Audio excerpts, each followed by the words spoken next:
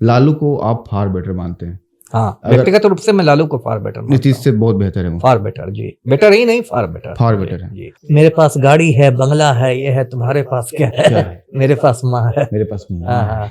नीतीश कुमार के बारे में ऐसा कहा जाता है कि वो सूखा नशा यानी गांजा लेते हैं।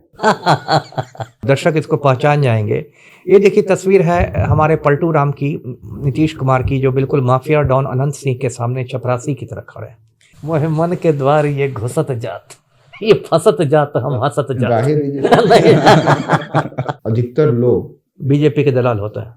बिल्कुल सर, मैं नहीं बोलना चाह रहा था। फिर देखिए व्हाट्सएप यूनिवर्सिटी पर ये लोग पैदा हो गए हैं। आजकल देखिए बहुत खतरनाक चीज हो गई है व्हाट्सएप यूनिवर्सिटी। अंबेडकर से सर जो लोग कहते हैं चलो छुआछूत के खिलाफ लड़ाई लड़ी, ये लड़ाई लड़ी, इसके अलावा क्या क्या सीखा जा सकता है? सर नरेंद्र दामोदर दास मोदी एक ऐसा बच्चा जो बचपन में मगरमच्छ से बॉल गेंद छीन के लाता है। आपको बचपन में जो बात आपको घुट्टी में पिलाई गई वो नीतीश और लालू नहीं बदल सकता है। क्या सड़ी हुई किताबें नहीं है बाजार में? एक से एक सड़ी किताबें हैं। क्या अश्लील किताबें नहीं है बाजार में? एक से एक कचरा है। जिस बिहार में पले बड़े हैं, जी जी, चाहे जो हम लोग का कल्चर अभी भी है, बाप बेटे में एक दूरी होती है। बिल्कुल बिल्कुल। कभी भी हम, और वो दूरी थोड़ा बड़े होने पर थोड़ा और बढ़ जाती है। और बढ़ जाती है। हाँ, कि ये जो तेज दिमाग है सरकार का, ये हमारे बीच का ही लड़का है। ये जानता है हमारी कमजोरियों को और ये ज्यादा हमें परेशान कर सकता है। ईमानदारी कहाँ से सीखी? सिर्फ घर से या फिर कहीं और भी मिला? चलिए आप थोड़ा साइड हो जाइए बस सर। नहीं नहीं ऐसे एक मिनट रुक जाइए। मोबाइल को तो मैं एक मतलब मानव जाति के लिए, पूरे मानव जाति के लिए एक मतलब वरदान मानता सर जब हम लोग बड़े होते हैं ना, एज अ किड, जब बड़े हो रहे हैं, जैसे 13, 14, 15 के होते हैं तो थोड़े से हार्मोनल चीजें नेचुरल है बिल्कुल।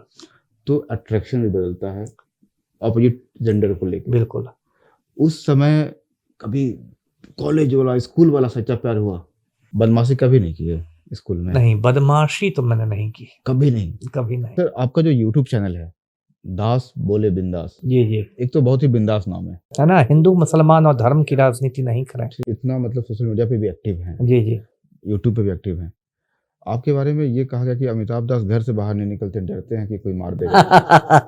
अपनी पार्टी बना ली है जनशक्ति जनता दल, ब्लैक बोर्ड छाप, और उन्होंने चुनाव भी लड़ा महुआ से, लेकिन चुनाव हार गए। मम्मी बन के बैठी होगी, उसके बच्चे जॉब कर रहे होंगे। यूं तो बिहार में बहुत से लोग हैं जो सत्ता पे खुल के बोलते हैं, मुखर होकर बोलते हैं, लेकिन एक आईपीएस अधिकारी जब बोलता है तो हमारे समाज के लोग काफी गंभीरता से लेते हैं, और जब उनका नाम अमिताभ दास हो तब क्या ही कहने। सर कैसे हैं आप? अच्छा हूँ, ठीक हूँ सर। हम लोग बहुत सही बातें करेंगे आपसे। जी जी, एकदम शुरू से शुरू करते हैं। शुरू से शुरू करेंगे जी। कहाँ जन्म हुआ सर आपका? जन्म मेरा मतलब लहरियासराय में हुआ है, दरभंगा में। और दरभंगा दर्शक जानते होंगे नॉर्थ बिहार में है, मिथिला का केंद्र माना जाता है, बागमती नदी के किनारे। तो वही मेरी पैदाइश हुई है। गांव का नाम या शहर का नाम? वही मैंने लहरियासराय कहा, वो दरभंगा का ही एक हिस्सा है। जी जी जी। सर उस समय घर की परिस्थितियां और माहौल कैसा था?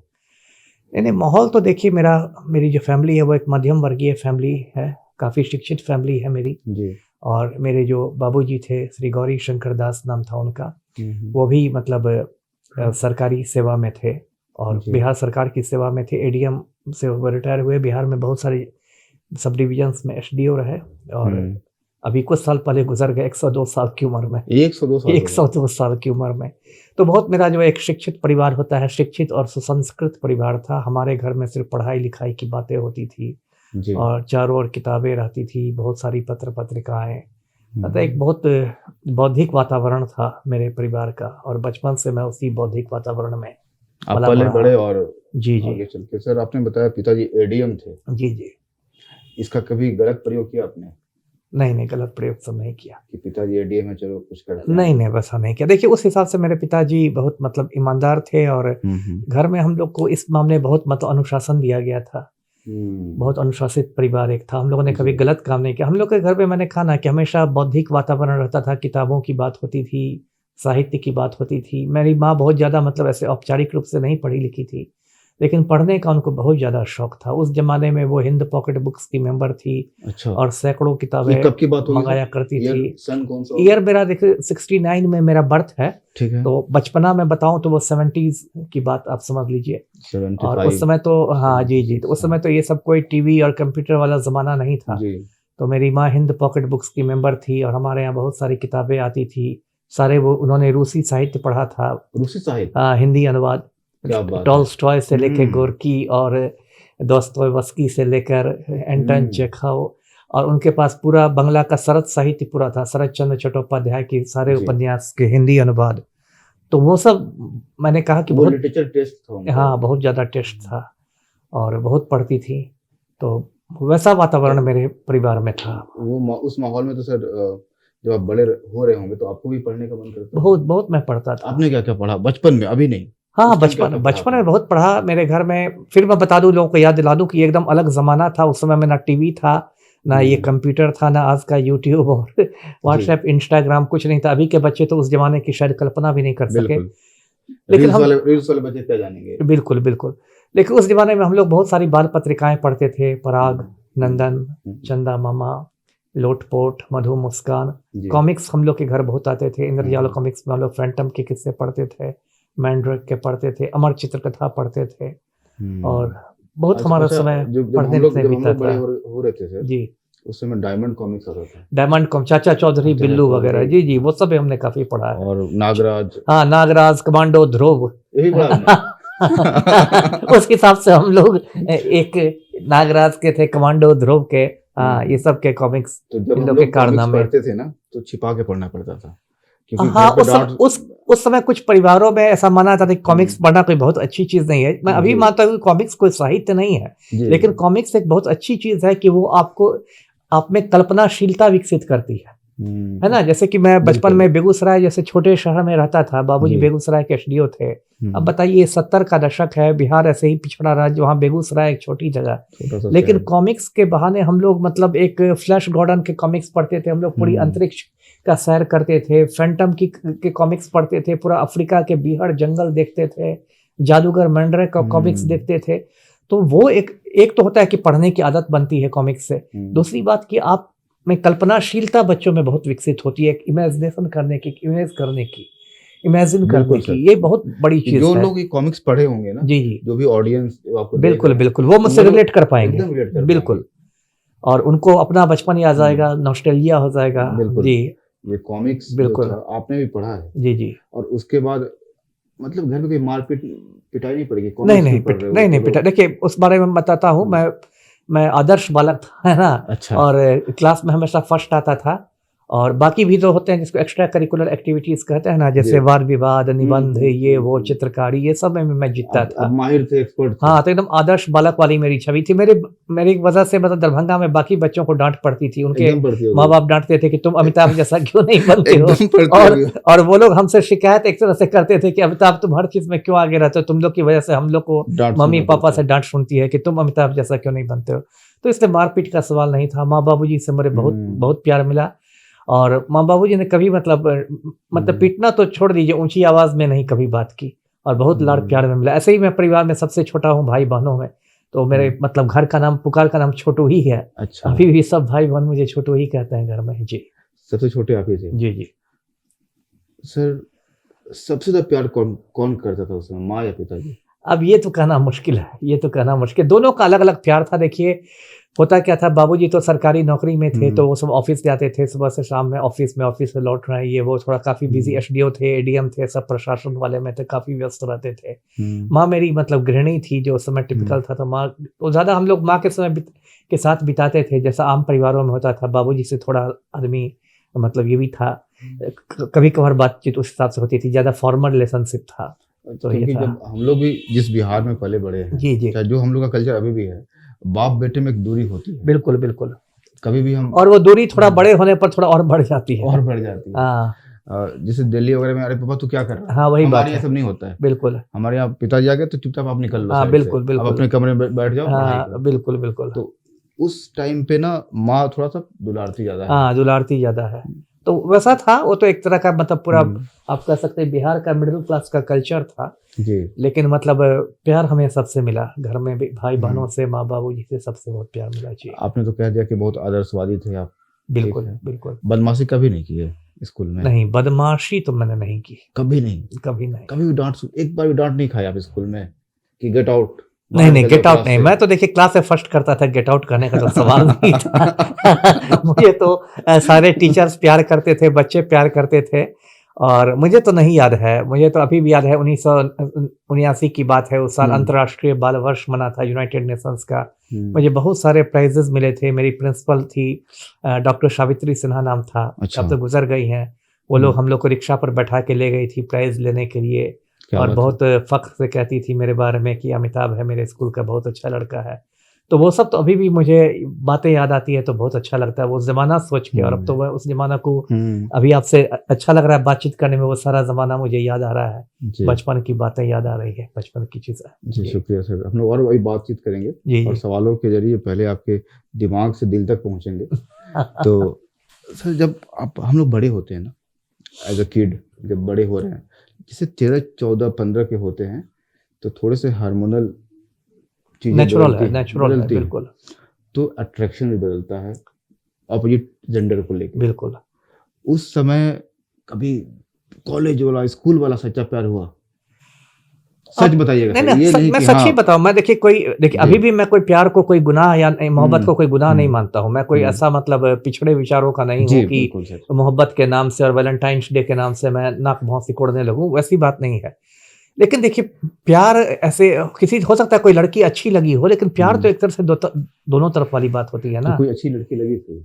लगी होगी, क्यों नहीं अच्छी लगी तो होगी। बात है, अगर आप शेयर कर सकते हैं। अब उसका नाम तो बताना, नहीं, कहीं नाम कहीं मत वो बताइए। मम्मी बन के बैठी होगी, उसके मम्मी, बच्चे जॉब कर रहे होंगे। बिल्कुल सर, नाम मत बताइए हाँ, उनका बस। लड़कियाँ अच्छी लगती थी, ऐसा क्या हम्म, है? ये तो मैं नहीं हम्म, कहूँ कि नहीं लड़कियाँ अच्छी, लेकिन देखिए उससे माहौल भी बहुत दूर। फिर मैं पुराने, हम्म, अब जैसे मैं 80 के दशक में था हाई स्कूल में, मतलब ठीक है। मोटा-मोटी अभी से 40 साल बीत गए। हम्म, तो 40 साल में देखिए बिहार में भी बहुत बदलाव आया। अब मैं ज़्यादा हम्म, लड़के-लड़कियों को साथ में मतलब घुलता-मिलता देखता हूँ। हम्म। 80 का दशक जब था, मैं बहुत दरभंगा में छिपा के, चोरी चोरी, जी? चोरी चोरी, छिपा छिपा के मिलते थे वो लोग उस समय। हाँ, मिलते थे। और जैसे कि हम्म, मैं एमएल एकेडमी में पढ़ता था दरभंगा में, तो वहाँ पर जैसे छुट्टी के समय 2 घंटियाँ बजती थी। पहली घंटी बजती थी टन, तो उसमें अच्छा, सिर्फ लड़कियाँ निकलती थी, अच्छा।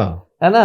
ओ, जब सारी लड़कियाँ सकुशल निकल जाती निकल थी जाती थी। स्कूल से, बस 5 मिनट में जब पूरा स्कूल खाली होता था लड़कियों से, तब 5 मिनट बाद टन दूसरी घंटी बजती थी, तब लड़के तब निकलते लड़के थे। निकलते हाँ, थे।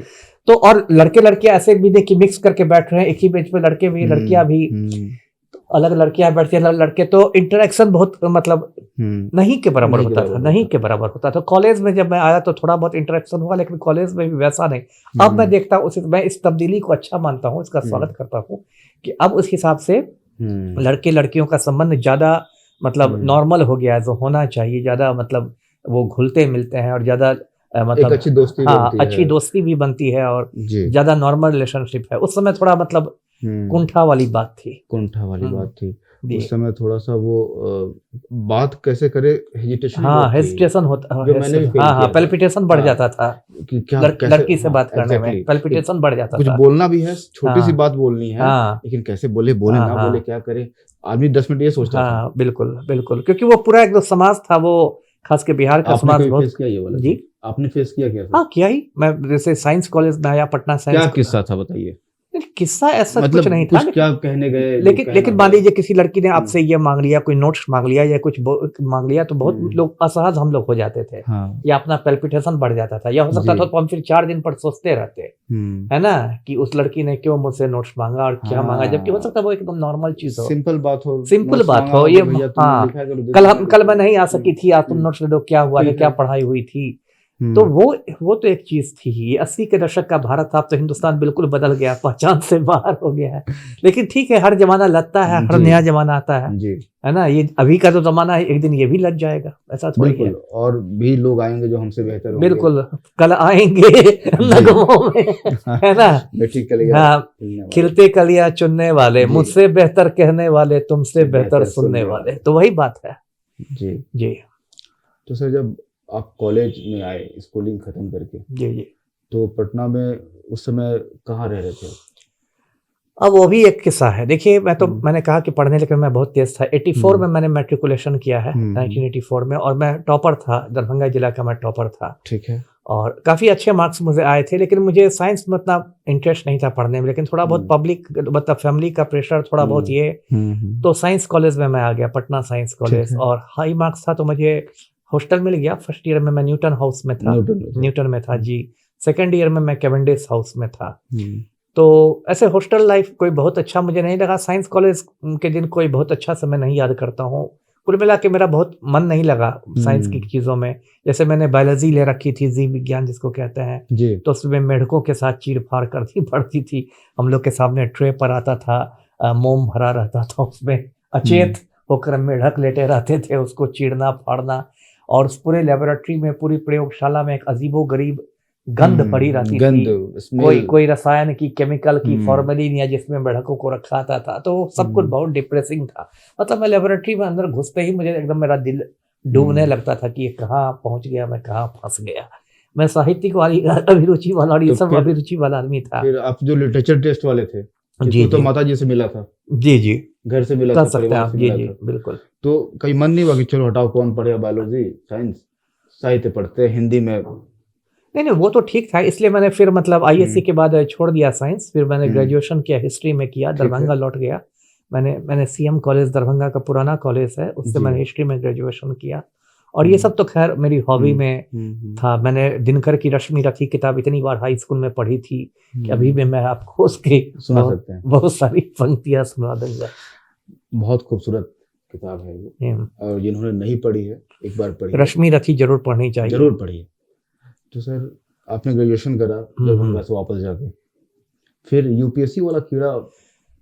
हाँ, कीड़ा शब्द का आपने सही इस्तेमाल किया, क्योंकि बिहार के संदर्भ में वो एक इसलिए मैंने जानबूझ के कीड़ा ही होता है, कीड़ा ही होता है, और बिहारियों को वो कीड़ा थोड़ा ज्यादा काटता है। गुजरात जैसे राज्यों में जाइएगा तो यूपीएससी का कोई क्रेज नहीं है, नहीं के बराबर क्रेज है। गुजरात में बच्चा पैदा होते ही के साथ बिजनेस की सोचने लगता है, लेकिन बिहार हुआ या यूपी हुआ, मतलब जो हिंदी पट्टी के राज्य हैं, जो ज्यादा पिछड़े राज्य में है, जहाँ का भी थोड़ा ज्यादा सामंती आप कह सकते हैं समाज है, वहाँ तो यूपीएससी का कीड़ा, आपने सही कहा। कीड़ा को देखिए इसलिए काटा, होता क्या है कि यूपीएससी की जो सिविल सर्विस परीक्षा है, जिससे मतलब आईएएस आईपीएस बनते हैं, उसके बारे में एक धारणा, सही धारणा है कि दुनिया के सबसे कठिन इम्तिहानों में वो एक मानी जाती है। सिर्फ हिंदुस्तान में नहीं, दुनिया के, क्योंकि हिंदुस्तान में इतनी आबादी है कि दुनिया ऐसे कंपटीशन बढ़ जाता है। जी, बहुत ऐसे ही बढ़ जाता है कंपटीशन। तो उस वजह से क्या हुआ कि मैंने उसको एक चैलेंज के रूप में लिया, एक चुनौती के रूप में।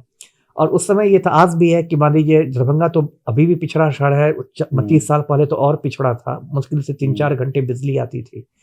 तो उस समय मैंने उसको चुनौती के रूप में लिया कि मुझे दरभंगा में रह के ही तैयारी करनी है, और मुझे कहीं से कोचिंग नहीं करनी है। और मुझे मतलब की बात हो रही है, ये बात हो रही है 92-93 की जी। उसमें बिजली कम है शहर में, तो बहुत दिक्कतें थी। फिर मैंने कहा कि अभी के बच्चे नहीं इमेजिन कर सकेंगे। अभी तो देखिए चैट जीपीटी है, गूगल है, क्या क्या है। आप छोटे छोटे गांव में रह के पूरी दुनिया आपकी मुट्ठी में।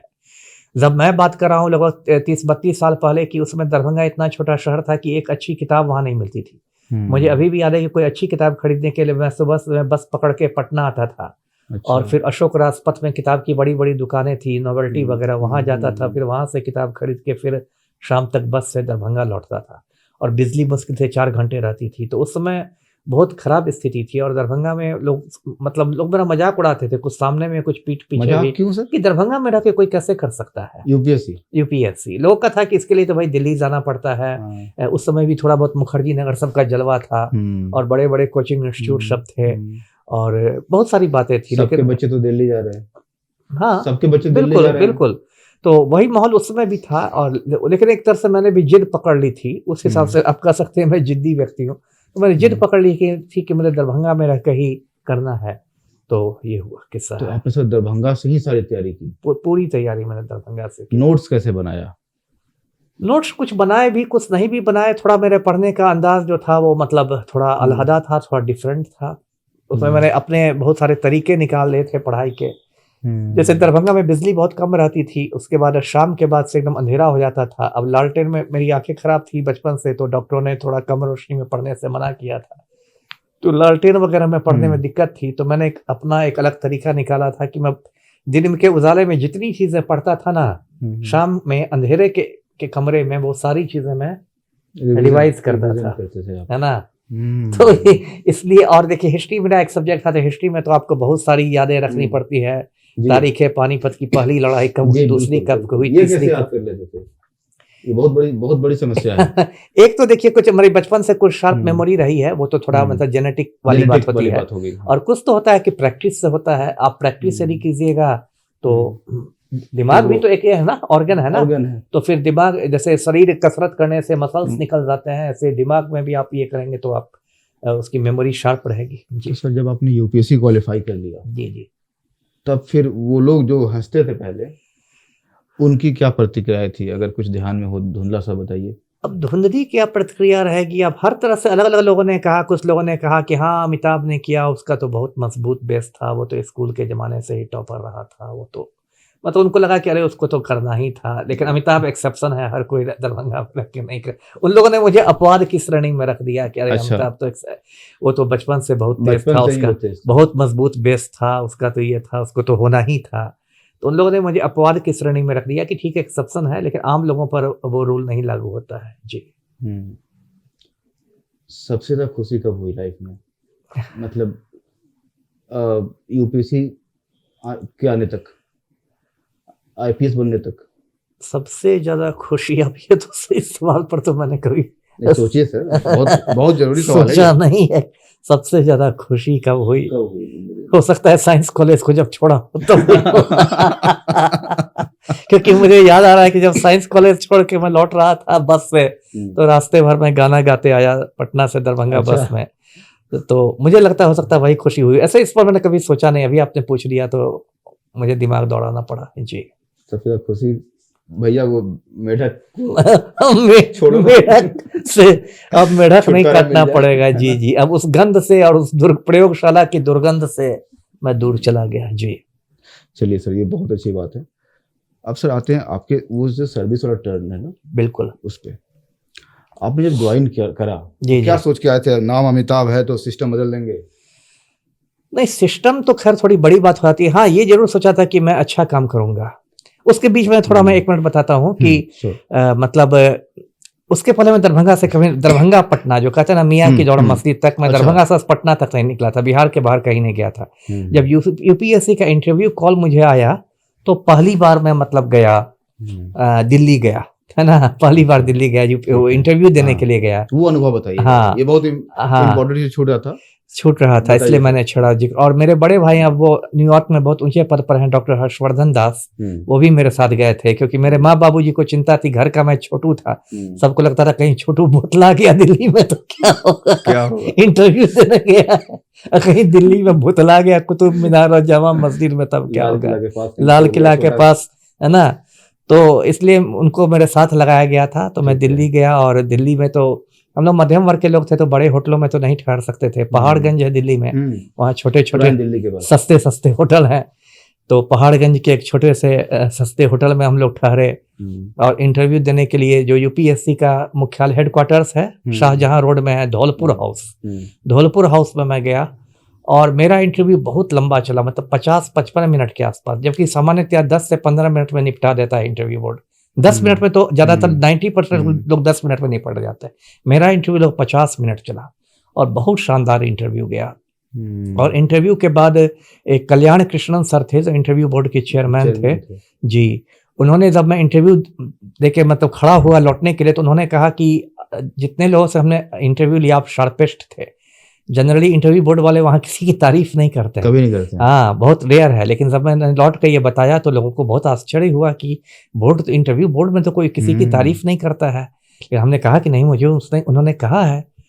तो ये था इंटरव्यू में मुझे मतलब बहुत ही मतलब ज़्यादा मार्क्स आए थे। जबकि इंटरव्यू मेरा टांग खींचने की भी कोशिश की गई थी, जो शुरू में होता है। जैसे जब मैं गया तो मैंने मिथिला यूनिवर्सिटी से किया था ग्रेजुएशन, तो मुझसे बोर्ड ने कहा कि जानबूझ के उन्होंने कहा थोड़ा मजा लेने के लिए कि आपने महिला यूनिवर्सिटी से कैसे पढ़ाई कर ली, तो ये सब भी हुआ था। तो खैर, लेकिन बहुत अच्छा गया। तो उसके बाद तो आपने कहा कि आईपीएस बने, सिस्टम, देखिए सिस्टम चेंज करना तो बहुत बड़ी बात है एक आदमी, लेकिन हाँ, ये मैंने सोचा था कि मैं अपने स्तर पर अच्छा काम करूंगा, ईमानदारी से काम करूंगा, और वो काम मैंने किया जी।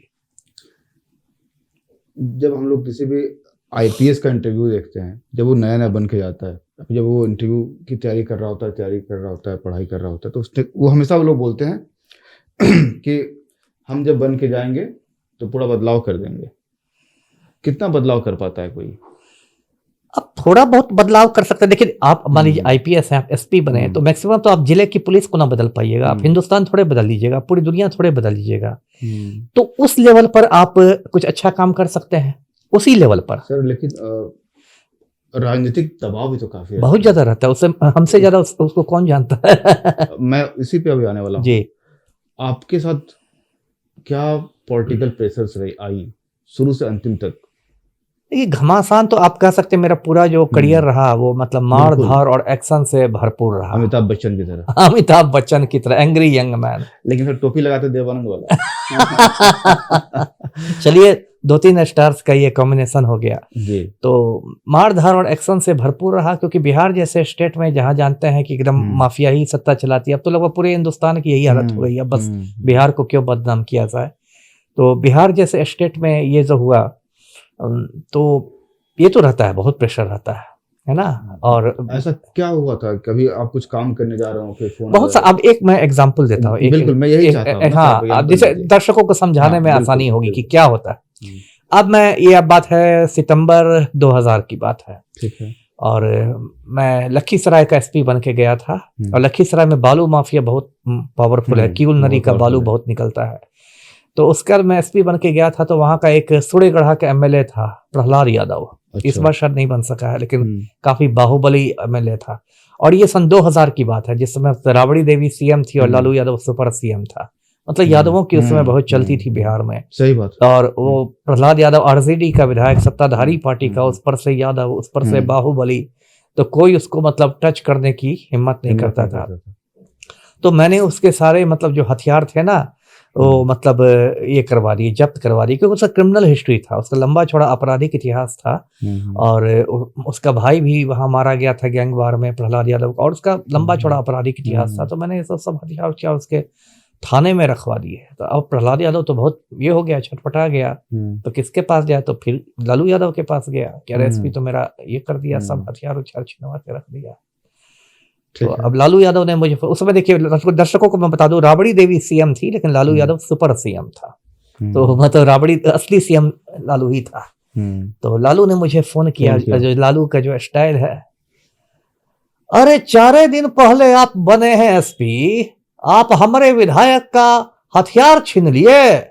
अरे 4 दिन ना हुआ है आपको गए हो। जहां मैं कुछ बोलने लगता था कि ऐसा है कि उनका आपराधिक इतिहास था, कि फिर बीच में लालू यादव काट देते थे मुझे। अरे 4 दिन ना हुआ है आपको गए, अरे 4 दिन में आप हम हमारे विधायक का आप हथियार छीन लिए, 4 दिन। तो अब मैं क्या करता था, मैंने कहा कि उनका आपराधिक इतिहास है ये थोड़ा। फिर लालू यादव बोला कि अरे हमारे उनको हो जाएगा, कोई सुरक्षा का खतरा हो जाएगा तो आप लीजिएगा जिम्मा।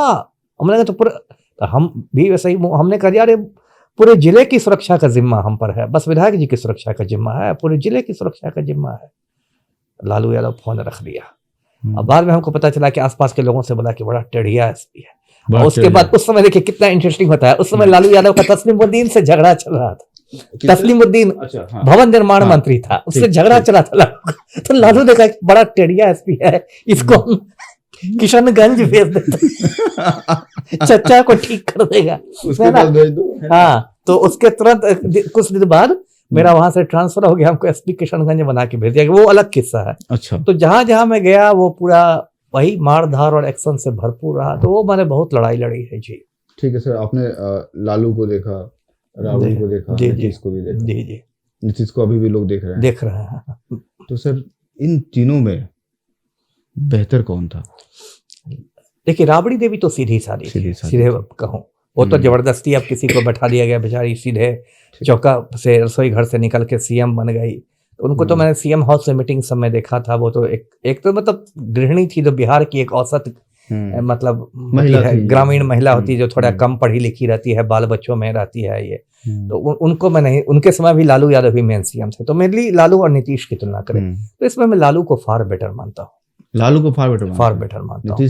हाँ, लेकिन लालू के साथ क्या था कि जैसे कि उसने हमको कभी दंडित नहीं किया, उसने कहा ठीक है टेढ़िया है, इसको वहां भेज देते हैं। लेकिन नीतीश, बिहार में ऐसे कहावत भी है कि लालू के मुंह में दांत है, नीतीश के पेट में दांत है। तो नीतीश कुमार बहुत ये आदमी है, इसको कहते हैं ना देहाती भाषा में कहें तो भीतर घुनना है। भीतर घुनना, बिहार में जिसको बिहारी लोग समझेंगे ये टर्म, भीतर घुनना है, मतलब भीतरिया बदमाश जिसको कहते हैं ना, वो भीतरिया बदमाश है, शातिर आदमी है ना। नीतीश कुमार ने मतलब मुझे तो छोड़ दीजिए, उसने अपनी घरवाली के साथ ठीक सलूक नहीं किया। मंजू सिन्हा को कभी सीएम हाउस में नहीं घुसने दिया, वो एक अलग किस्सा हो जाएगा, इसलिए अभी उस पर ज्यादा नहीं बोलूंगा। लेकिन नीतीश कुमार जो है वो बहुत मतलब अंदर का मतलब गलत आदमी है, अंदर से खराब आदमी है जी। लालू के साथ है कि जो ऊपर है वो दिखता है, वो बोल देगा, ये कर देगा, लेकिन मन में कोई बात गांठ बांध के नहीं रखता है। और उसके समय में ये था लालू के समय कि ठीक है, ज्यादातर तो बेईमान और चमचे ही थे, लेकिन ईमानदार आदमी भी थे, और कुछ लोग को वो मानता था कि हाँ ये आदमी ईमानदार है, इसको इधर उधर इसको रखना है। लेकिन नीतीश के समय में क्या हुआ कि ईमानदार है तो इसके एकदम पीछे पड़ जाना है, इसको एकदम फंसा देना है, इसको ये कर देना है, तो वो तबाह कर देना, वो बात नहीं थी लालू में जी। लालू तबाह नहीं करते, नहीं बस ट्रांसफर करते रहते। हाँ, ट्रांसफर कर दिया, आपको शंटिंग पोस्ट में दे दिया, इधर उधर कर दिया, ठीक है, आपको पटना का सीनियर एसपी नहीं बनाएगा, आपको बीएमपी बनाएगा, लेकिन आपके पीछे नहीं पड़ेगा। लेकिन नीतीश का तो पूरा एकदम गिरोह है, तो बहुत पे आदमी है जी। तो सर लालू को आप फार बेटर मानते हैं? हाँ, व्यक्तिगत रूप से मैं लालू को फार बेटर, नीतीश से बहुत बेहतर है, फार बेटर जी, बेटर ही नहीं फार बेटर, फार बेटर है जी। अगर ये रील्स चलने लगे जी, लालू के समर्थक आपको खूब शेयर करेंगे अभी। हाँ, वो तो उनकी मर्जी, शेयर करें नहीं शेयर करें, लेकिन जो सच है वो सच है जी। सुशासन बाबू का जो छवि लेके वो घूमते हैं जी जी, उस पर क्या कहेंगे आप? बहुत गलत छवि है। कैसे सर? बहुत गलत, तोड़िए तो सही आप। नीतीश कुमार जैसा अपराधियों जी का चहेता, देखिए ये तस्वीर मैं हमेशा दिखाता रहता हूँ, हाँ दर्शक इसको पहचान जाएंगे। ये देखिए तस्वीर है हमारे पलटू राम की, नीतीश कुमार की, जो बिल्कुल माफिया डॉन अनंत सिंह के सामने चपरासी की तरह खड़े हैं। ये सुशासन की असली हकीकत बयां करती है ये तस्वीर, कि एक तरफ ये नीतीश कुमार कहते हैं पलटू राम की हम न किसी को फंसाते हैं, हम न किसी को बचाते हैं, कानून अपना काम करेगा और क्या क्या, और देख रहे हैं कि किस तरह ये अनंत सिंह के सामने हाथ पैर जोड़ के चपरासी की तरह खड़े हैं। आज की तारीख में देखिए अनंत सिंह जेल में बंद है, दुलार चंद यादव हत्याकांड में पटना के बेऊर जेल में बंद है, लेकिन उसको जेल में सारी सुविधाएं हैं। सबसे मेन सुविधा तो है कि उसको मोबाइल की सुविधा है, वो पूरे अपने गिरोह का संचालन करता है मोबाइल से। और बार बार मैंने मांग की है कि अनंत सिंह को पटना के बेऊर जेल से दिल्ली के तिहाड़ जेल भेजा जाए, लेकिन चूंकि मुख्यमंत्री खुद अनंत सिंह के गिरोह में शामिल हो गए हैं, इसलिए नहीं भेजा जा रहा है।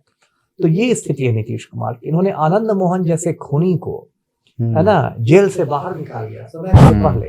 आनंद मोहन ने गोपालगंज के डीएम का खून कर दिया था, जी कृष्णैया का, नेशनल हाईवे पर दिन दहाड़े मुजफ्फरपुर में। उस मामले में आनंद मोहन को सुप्रीम कोर्ट ने उम्र कैद की सजा दी थी, वो 16 साल से सहरसा जेल में था। और उसके बाद पलटू राम को लोगों ने कहा कि आप आनंद मोहन को छोड़ देंगे तो राजपूत वोट बैंक में आपकी सेंधमारी हो जाएगी। तो उसके लिए बिहार सरकार के कायदे कानून बदल दिए गए, जेल मैनुअल में संशोधन कर दिया गया और आनंद मोहन को बाहर निकाल दिया। तो नीतीश कुमार तो मतलब आप कह सकते हैं कि नंगा नाच है अपराधियों की मदद करने। थोड़ा सा जी कृष्णैया पे जाएंगे। जी जी, जब उनका वो मर्डर हुआ था, जी जी, उस समय आप कहाँ थे और क्या आपको याद है कुछ? हाँ, मुझे अच्छी तरह याद है, मुझे तो लगता है कल ही की बात है, क्योंकि अब इसको लगता है 31 साल हो गए। ये दिसंबर का ही महीना था, 1994 की बात है, 31 साल पहले, ठीक 31 साल पहले की बात है। उस समय मैंने नया नया ज्वाइन किया था आईपीएस, और मैं मसूरी में ट्रेनिंग कर रहा था। अच्छा। मसूरी में, उस समय यूपी में था मसूरी, अब तो उत्तराखंड में है, और वहाँ लाल बहादुर शास्त्री एकेडमी है मसूरी में, लबासना। तो उसमें क्या होता है कि जब आईएएस आईपीएस सबका शुरुआती जो ट्रेनिंग होती है, इसको फाउंडेशन कोर्स कहते हैं, वो लबासना में होती है। उसके बाद बेसिक ट्रेनिंग के लिए आईपीएस लोग हैदराबाद चले जाते हैं। तो मैं उस समय वही लाल बहादुर शास्त्री एकेडमी में था, और अचानक हम लोग को खबर मिली, सनसनी फैल गई पूरे एकेडमी में कि ऐसे बिहार में एक डीएम का नेशनल हाईवे पर खून हो गया है। आईएएस 85 बैच थे कृष्णैया साहब। हम लोग बहुत शर्मिंदा हुए, खास कर जो बिहार के लोग थे, कि बिहार से खबर भी आई तो क्या खबर आई।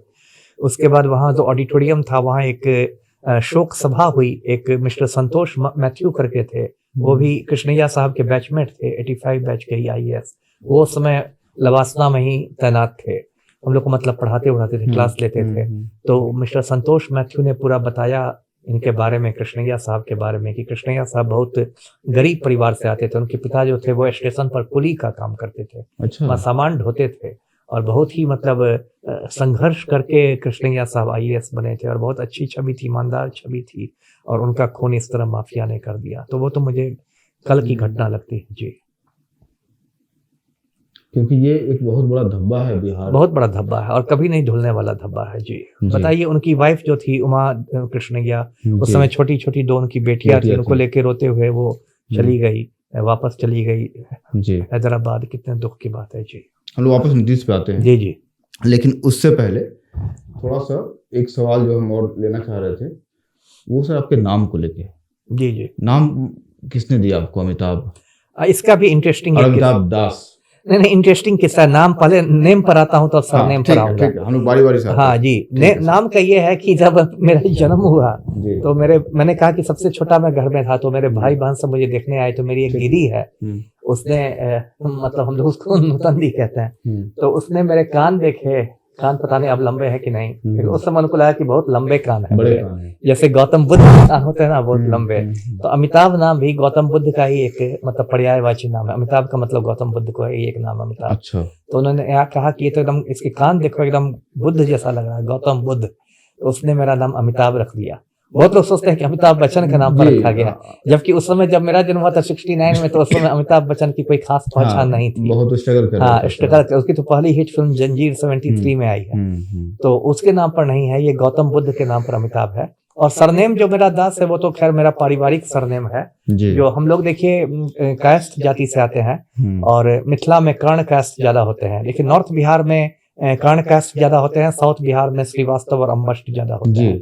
तो मैं कर्ण कास्ट हूँ, तो वो तो हम लोग का फैमिली नाम है। मेरे पिताजी भी दास थे, दादाजी भी दास थे, दादा परदादा। क्योंकि आपको नाम से लोग रविदास समझ लेते हैं। जी जी बिल्कुल। मेरा दो सरनेम है दास, वो थोड़ा कंफ्यूज करने वाला है। जब मैं बिहार के बाहर जाता हूँ तो बहुत लोग मुझे बंगाली समझ जाते हैं। अच्छा, हाँ, वहाँ बंगाली समझ लेते हैं। बिहार के बाहर जब मैं जाता हूँ, मसूरी या हैदराबाद में, और मैं किसी को कहता हूँ कि अमिताभ कुमार दास है मेरा नाम, तो लोग बोलते हैं कि बंगाली हैं आप जी। तो मैं कहता नहीं, बंगाली नहीं, बिहार में भी दास होते हैं, और बिहार के अंदर लोग मुझे दलित समझ जाते हैं, क्योंकि आप अम्बेडकर। हाँ, वो भी एक वजह है कि मैं अम्बेडकरवादी हूँ। मुझ पर अम्बेडकर की विचारधारा का बहुत मतलब असर है। कैसे हो गया अम्बेडकर विचारधारा? हमको ना बहुत आदर्शवादी बातें नहीं करनी है, आप सच बताइए, क्योंकि जो कायस्थ जाति है, जनरली मैं बात कर रहा हूँ, सबकी बात नहीं कर रहा हूँ, अधिकतर लोग बीजेपी के दलाल होता है। बिल्कुल सर, मैं नहीं बोलना चाह रहा था।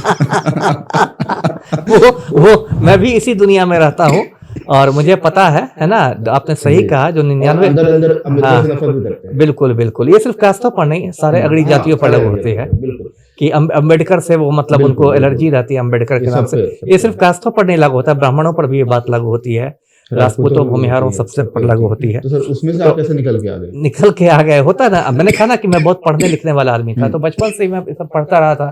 फिर जब मैं एकेडमी में था, मतलब हैदराबाद में जब मैं ट्रेनिंग कर रहा था, तो मैंने वहाँ बहुत शानदार लाइब्रेरी है, राष्ट्रीय पुलिस अकेडमी की लाइब्रेरी, तो उसमें मैंने अम्बेडकर की जीवनी पढ़ी। वो धनंजय कीर की लिखी हुई जीवनी है।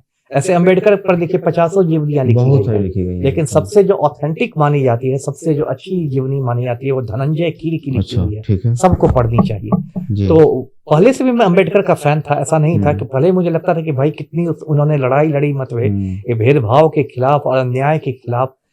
उस किताब को पढ़ने के बाद वो एकदम मैं पक्के तौर पर मतलब आप कह सकते हैं अम्बेडकरवादी हो गया जी। अम्बेडकर से सर जो लोग कहते हैं चलो छुआछूत के खिलाफ लड़ाई लड़ी, ये लड़ाई लड़ी, इसके अलावा क्या क्या सीखा जा सकता है? क्या नहीं सीखा जा सकता है? देखिए, वो जैसे कुछ बताइए। वो कितने बड़े स्कॉलर थे और कितने प्रतिकूल परिस्थितियों में वो आगे बढ़े, है ना। आज तो हम लोग उस समाज की कल्पना नहीं कर सकते जो उस समय जो छुआछूत था, जो अछूत वाली भावना थी। वो महार समुदाय से आते थे, जो महाराष्ट्र में दलितों का समुदाय होता है, और उन्होंने कहाँ जाके अमेरिका में पढ़ाई की और कितना स्ट्रगल किया। उस पर फिर एक बात होगी तो फिर उनकी जीवनी ही हो जाएगी। बात कर सकते जी, मतलब कि आप देखेंगे महाड जल सत्याग्रह उनका है, किस तरह उनको है, और कितना उनके मन में हिंदू धर्म के प्रति देखिए आक्रोश था, जो कि बहुत स्वाभाविक है। यदि कोई धर्म आपको जन्म से अछूत बना देगा, तो उन्होंने कहा कि भाई मैं हिंदू होकर पैदा हुआ, लेकिन मैं हिंदू होकर मरूंगा नहीं। और उन्होंने अपने हजारों अनुयायियों के साथ बौद्ध धर्म की दीक्षा ली थी, नागपुर में दीक्षा भूमि में। तो ये सब उनका है। और इतने बड़े विद्वान, बताइए, भारत के संविधान के निर्माता उनको माना जाता है, ड्राफ्टिंग कमेटी के चेयरमैन थे जी। आप कोई मामूली काम समझते हैं भारत का संविधान लिखना? कोई गाय पर निबंध लिखना है? भारत का संविधान आजकल चल रहा है कि संविधान BN राव ने लिखा है। अरे ये सब व्हाट्सएप यूनिवर्सिटी फिर देखिए व्हाट्सएप यूनिवर्सिटी पर ये लोग पैदा हो गए हैं। आजकल देखिए एक बहुत खतरनाक चीज हो गई है व्हाट्सएप यूनिवर्सिटी। व्हाट्सएप यूनिवर्सिटी पर यही कूड़ा कचरा सब डाला जाता है, और कूड़ा कचरा लोगों को गंभीर अध्ययन से तो लोगों का अब मन खत्म हो गया है। कोई आदमी को आजकल मैं किताब पढ़ते देखता नहीं हूँ, कोई गंभीर अध्ययन करता नहीं है। व्हाट्सएप यूनिवर्सिटी पर जो झूठ है या जो अर्ध सत्य है या एकदम कचरा है वो सब फैलाया जाता है, और वही लोग पढ़ के देते हैं। अब मान लीजिए जो अंबेडकर से नफरत करने वाला अगड़ी जाति के लोग हैं, तो उन्होंने एक ब्राह्मण को खोज लिया BN राव को, तो उसको वो बना रहे कि उन्होंने लिखा था। तो ये सब तो खैर उनकी अपनी मतलब संकुचित मानसिकता को दिखाता है कि आप ये देखिए बेसिकली ये जनेऊ जिहाद है। जनेऊ जिहाद ये जो BN राव वाली बात है, ये इसको जनेऊ जिहाद कहते हैं। कि मतलब जनेऊ जिहाद का मतलब है कि आप सनातन धर्म की ओट में आप ब्राह्मणों का वर्चस्व स्थापित करना चाहते हैं। आप हिंदू धर्म की ओट में आप ब्राह्मणों का दबदबा कायम करना चाहते हैं। यही जनेऊ जिहाद है। और RSS हिंदुस्तान का सबसे बड़ा वो जनेऊ जिहाद करने वाला संगठन है, जो सनातन पूरा संघ परिवार RSS BJP सब लोग जो कि सनातन धर्म की ओट में ब्राह्मणों का वर्चस्व स्थापित करना चाहता है। तो यही लोग अंबेडकर को खारिज करते हैं कि नहीं, अंबेडकर ने नहीं किया, ये तो BN राव ने कहा, है ना। तो ये सब तो खैर व्हाट्सएप यूनिवर्सिटी की बात है। जी बिल्कुल सर। खैर आप तो खुद को अम्बेडकरवादी बोलते भी हैं जी। आपने इससे पहले भी बहुत सारे वीडियो में बोला भी है। नहीं, मैं तो डंके की चोट पर बोलता हूँ, क्योंकि मुझे चुनाव थोड़े लड़ना है कि मैं सस्ती लोकप्रियता के पीछे रहूंगा। चुनाव लड़ने वाले भी आ रहे हैं। जी। तो सर जब आप हम लोग सभी से बात कर रहे थे, नीतीश को आप एक्सपोज कर रहे थे। नीतीश कुमार के बारे में ऐसा कहा जाता है, आप कहिए तो हम काट देंगे ना, हम ऐसा बोल रहे हैं। नहीं बिल्कुल, कि वो सूखा नशा यानी गांजा लेते हैं। अब ये मैंने भी सुना है, सच कहूँ तो ये मैंने भी सुना है, लेकिन मैंने कभी देखा नहीं, इसका मुझे कोई ठोस सबूत नहीं। लेकिन सुना मैंने भी, बिल्कुल सुना मैंने। सुना बिहार की हर जनता ने। हाँ, ये बात सुना है मैंने। कानाफूसी इस पर बराबर होती है कि वो मतलब गंजेड़ी है, जो आप कहिए, मतलब जो देशज भाषा में लोग कहते हैं, लेकिन मैंने देखा नहीं और इसका कोई ठोस सबूत मेरे पास नहीं, वो मैं स्पष्ट कहता हूँ। लेकिन सर आप सिस्टम में से तो कुछ तो पता चलता होगा ना। यही सिस्टम में जब कानाफूसी होती है, अफसरों में जब कानाफूसी होती है। अच्छा, अफसर लोग ही बात करते हैं ये? बात तो होगी ना। मुझे लगा कि हम आम लोग ही नहीं बात करते हैं। अफसर लोग तो कुछ ज्यादा ही बात करते हैं। अच्छा। फालतू बातें तो ज्यादा करते। कुछ बताइए अफसर वाली बातें। नहीं, अब क्या बताऊं मैं। कुछ याद आ रहा हो ऐसा कहानी जो आप शेयर कर सके? नहीं, ऐसी कोई बात नहीं है, लेकिन हाँ ये बात तो है कि देखिए IAS और IPS दोनों मतलब वर्गों से मैं बहुत मतलब निराश हूँ। ये लोग एकेडमी में इतनी ऊंची ऊंची बातें करते, वही तो आपने कहा सिस्टम बदलने वाली बात। जब तक ये लोग मसूरी में रहते हैं और यहाँ रहते हैं, हैदराबाद में रहते हैं, तब तक ये लोग इतनी ऊंची ऊंची बातें करते हैं। हाँ, एकदम लगता है कि सब आके राजा राम मोहन राय के बाद यही पैदा हुए हैं समाज सुधारक। लेकिन जब फील्ड में आते हैं तो मैं एकदम खुलेआम कहता हूँ कि 99% जो IAS और IPS हैं वो विशुद्ध चोर डकैत बन जाते हैं, विशुद्ध चोर डकैत। और जहां भी उनको मिलता है वो लूट खसोट करते हैं और इसी में अपनी तेजी समझते हैं। और चूंकि वो IAS IPS एक पढ़ा लिखा वर्ग होता है, तो वो बहुत शातिराना तरीके से भ्रष्टाचार करता है। मान लीजिए कोई अनपढ़ और जाहिल आदमी कुछ गड़बड़ करेगा, तो वो धरा भी जाएगा, वो पकड़ा भी जाएगा। लेकिन चूंकि वो बहुत जीनियस है, कोई IIT से आए हैं, कोई IIT के टॉपर थे, कोई IIM के टॉपर थे, कोई कहीं से, तो जब कोई बहुत तेज दिमाग यदि अपना मिसयूज करता है ब्रेन का, तो वो तो बहुत शातिर तरीके से करेगा। बिल्कुल, उसको पूरी तरह मालूम है कि भाई किस तरह हमको पैसा खाना है, कैसे बेनामी प्रॉपर्टी बनानी है, कैसे ये करना है और कैसे हमको बच के रखना है, इसका एकदम एक्सपर्ट रहता है। तो इसलिए उन लोगों से मैं बहुत पूरे इससे बिरादरी से मैं बहुत ज्यादा निराश। आप जब सर ये बातें बता रहे थे मुझे IAS के बारे में, तो मुझे एक कविता याद आ रही थी। जी। आलोक धनवा एक हाँ, जाने माने कवि हैं, जाने माने बहुत अच्छे कवि हैं। उनकी एक कविता है जिलाधीश। उसमें उन्होंने यही लिखा है कि ये जो तेज दिमाग है सरकार का, ये हमारे बीच का ही लड़का है। बिल्कुल, ये जानता है हमारी कमजोरियों को। बिल्कुल, और ये ज्यादा हमें परेशान कर सकता है। बिल्कुल सही कहा। और बहुत ही कड़ी निगरानी करनी पड़ेगी इसके दिमाग पे। जो आपने कहा ना, ये मुझे जस्ट अभी याद आ रही है। आपकी बातें जो है अनुभव से निकल रही है ना। बिल्कुल, मैंने बहुत करीब से इन लोग को देखा है लूट खसोट करते हुए, तो बहुत दुख की बात है कि ये लोग सही बात ये सब करते हैं और बहुत ये। अच्छा सर, एक बात और बता दीजिए, आप बहुत खुल के बोलते हैं, तो जी, इसलिए हम जी। पूछ भी ले रहे हैं। जी, जी। ना कि बाकी किसी आईपीएस वाईपीएस हमसे बात में नहीं कर पाएंगे। तो बात ये है कि सर एक बार मांझी जी ने कहा था, जब वो सीएम थे, जी। कि कमीशन का पैसा हमारे तक भी आता है, सीएम के टेबल तक आता है, हाँ, और जो आईएएस आईपीएस हैं, जो भी अधिकारी हैं, वो एक पाइपलाइन बना हुआ है। बिल्कुल। इस मांझी का है तो सब जानता है। देखिए, पूरा जो सिस्टम भ्रष्ट सिस्टम होता है उसमें तो वही है, पूरा सिस्टम है ना। कहते हैं कद्दू कटेगा तो सब में बटेगा। सिंपल बात है, कद्दू कटेगा तो सब में बटेगा। और सबको, और कद्दू का क्या शेयर मिलेगा वो आपकी हैसियत के मुताबिक तय होता है। वो कद्दू मंत्री से संतरी तक में बंटता है। आप मंत्री महोदय रहिएगा तो आपको कद्दू का बड़ा टुकड़ा मिलेगा, संतरी रहिएगा तो छोटा टुकड़ा मिलेगा। सबको अपनी हैसियत और अपनी औकात के अनुसार कद्दू का टुकड़ा मिलता है, क्योंकि पूरा करप्शन का सिस्टम है, पूरा लूट तंत्र है ना, पूरा लूट तंत्र है। उसमें सबको अपने, जो मांझी ने कहा वही वाली बात है, सबको अपने अपने हिस्से का ये होता है। क्योंकि सब जानता है कि यदि मैं अकेले खाऊंगा और खिलाऊंगा नहीं तो फिर मुश्किल है। इसलिए खाना यदि है, भ्रष्ट आदमी जानता है तो उसको खिलाना भी जानता है कि किस किस आका को मुझे खिलाना है, फीड करना है, गुड ह्यूमर में रखना है, नहीं तो मेरा खेल खराब हो जाएगा। आप तो सही सब नहीं करते थे। जी जी, इसी कारण से आप पे बिल्कुल जो हुआ वो सर्जिकल स्ट्राइक हुआ। बिल्कुल सर्जिकल स्ट्राइक हुआ, और आपको रिटायरमेंट से पहले रिटायर कर दिया। बिल्कुल। कभी मन में नहीं आया कि चलो कर लेते हैं? नहीं, ये सब देखिए आदमी का संस्कार होता है। चलो अब इतना नहीं, ये तुम्हारे चाहते हैं तो कर लेते हैं करप्शन। ये सब देखिए संस्कार होता है। आपको बचपन में जो बात आपको घुट्टी में पिलाई गई वो नीतीश और लालू नहीं बदल सकता है। और ये आपका संस्कार, आप समझिए हाई स्कूल तक पहुंचते पहुंचते बन जाता है। उसके बाद आपको कोई नहीं बदल सकता है। जो लोग कहते हैं कि हम प्रेशर में काम करते हैं वो गलत करते हैं, इसका मतलब पहले से उनमें वो एलिमेंट है। असली आदमी भिड़ जाएगा, वो टूट जाएगा, लेकिन झुकेगा नहीं। हाँ, वो पुष्पा झुकेगा नहीं। ये बात है, इसलिए वो नहीं आप बदल सकते, चाह के भी आप नहीं बदल सकते।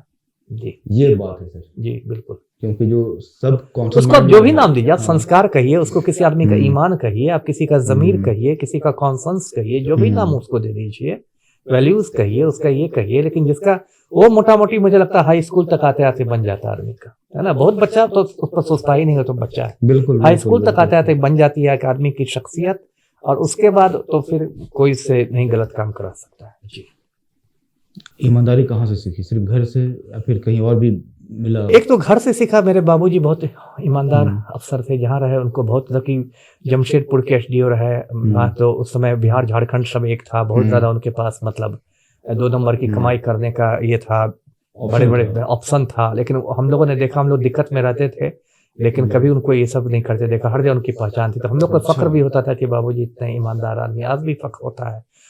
और एक फिर जब आप अच्छी किताबें पढ़ेंगे, अच्छे लोगों के बारे में पढ़ेंगे, तो अच्छे विचार आपके आएंगे। अच्छी किताबों का बार बार बहुत महत्व। बिल्कुल, अच्छी किताबों में बहुत महत्व देता हूँ। अच्छी किताबों से बढ़ के कोई दोस्त नहीं है आपका।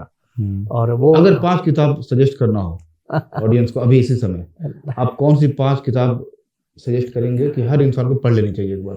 अब 5 तो ऐसे गिनती का मुझे थोड़ा आपने ये कर दिया। आप कर सकते हैं सर, लेकिन एक किताब तो सबको पढ़नी चाहिए। गांधी जी की ऑटोबायोग्राफी है, एक्सपेरिमेंट्स ऑफ, है ना, माई एक्सपेरिमेंट्स विद ट्रूथ, है ना, माई एक्सपेरिमेंट्स विद ट्रूथ, सत्य के साथ मेरे प्रयोग। वो तो हर किसी को पढ़नी चाहिए। वो तो हर किसी को पढ़नी चाहिए कि कैसे एक आम लड़का कैसे अपनी कमजोरियों से लड़ता हुआ महात्मा बनता है। बहुत ईमानदारी से लिखी गई किताब है, बहुत ईमानदारी से लिखी किताब है। जी, और कुछ किताबें?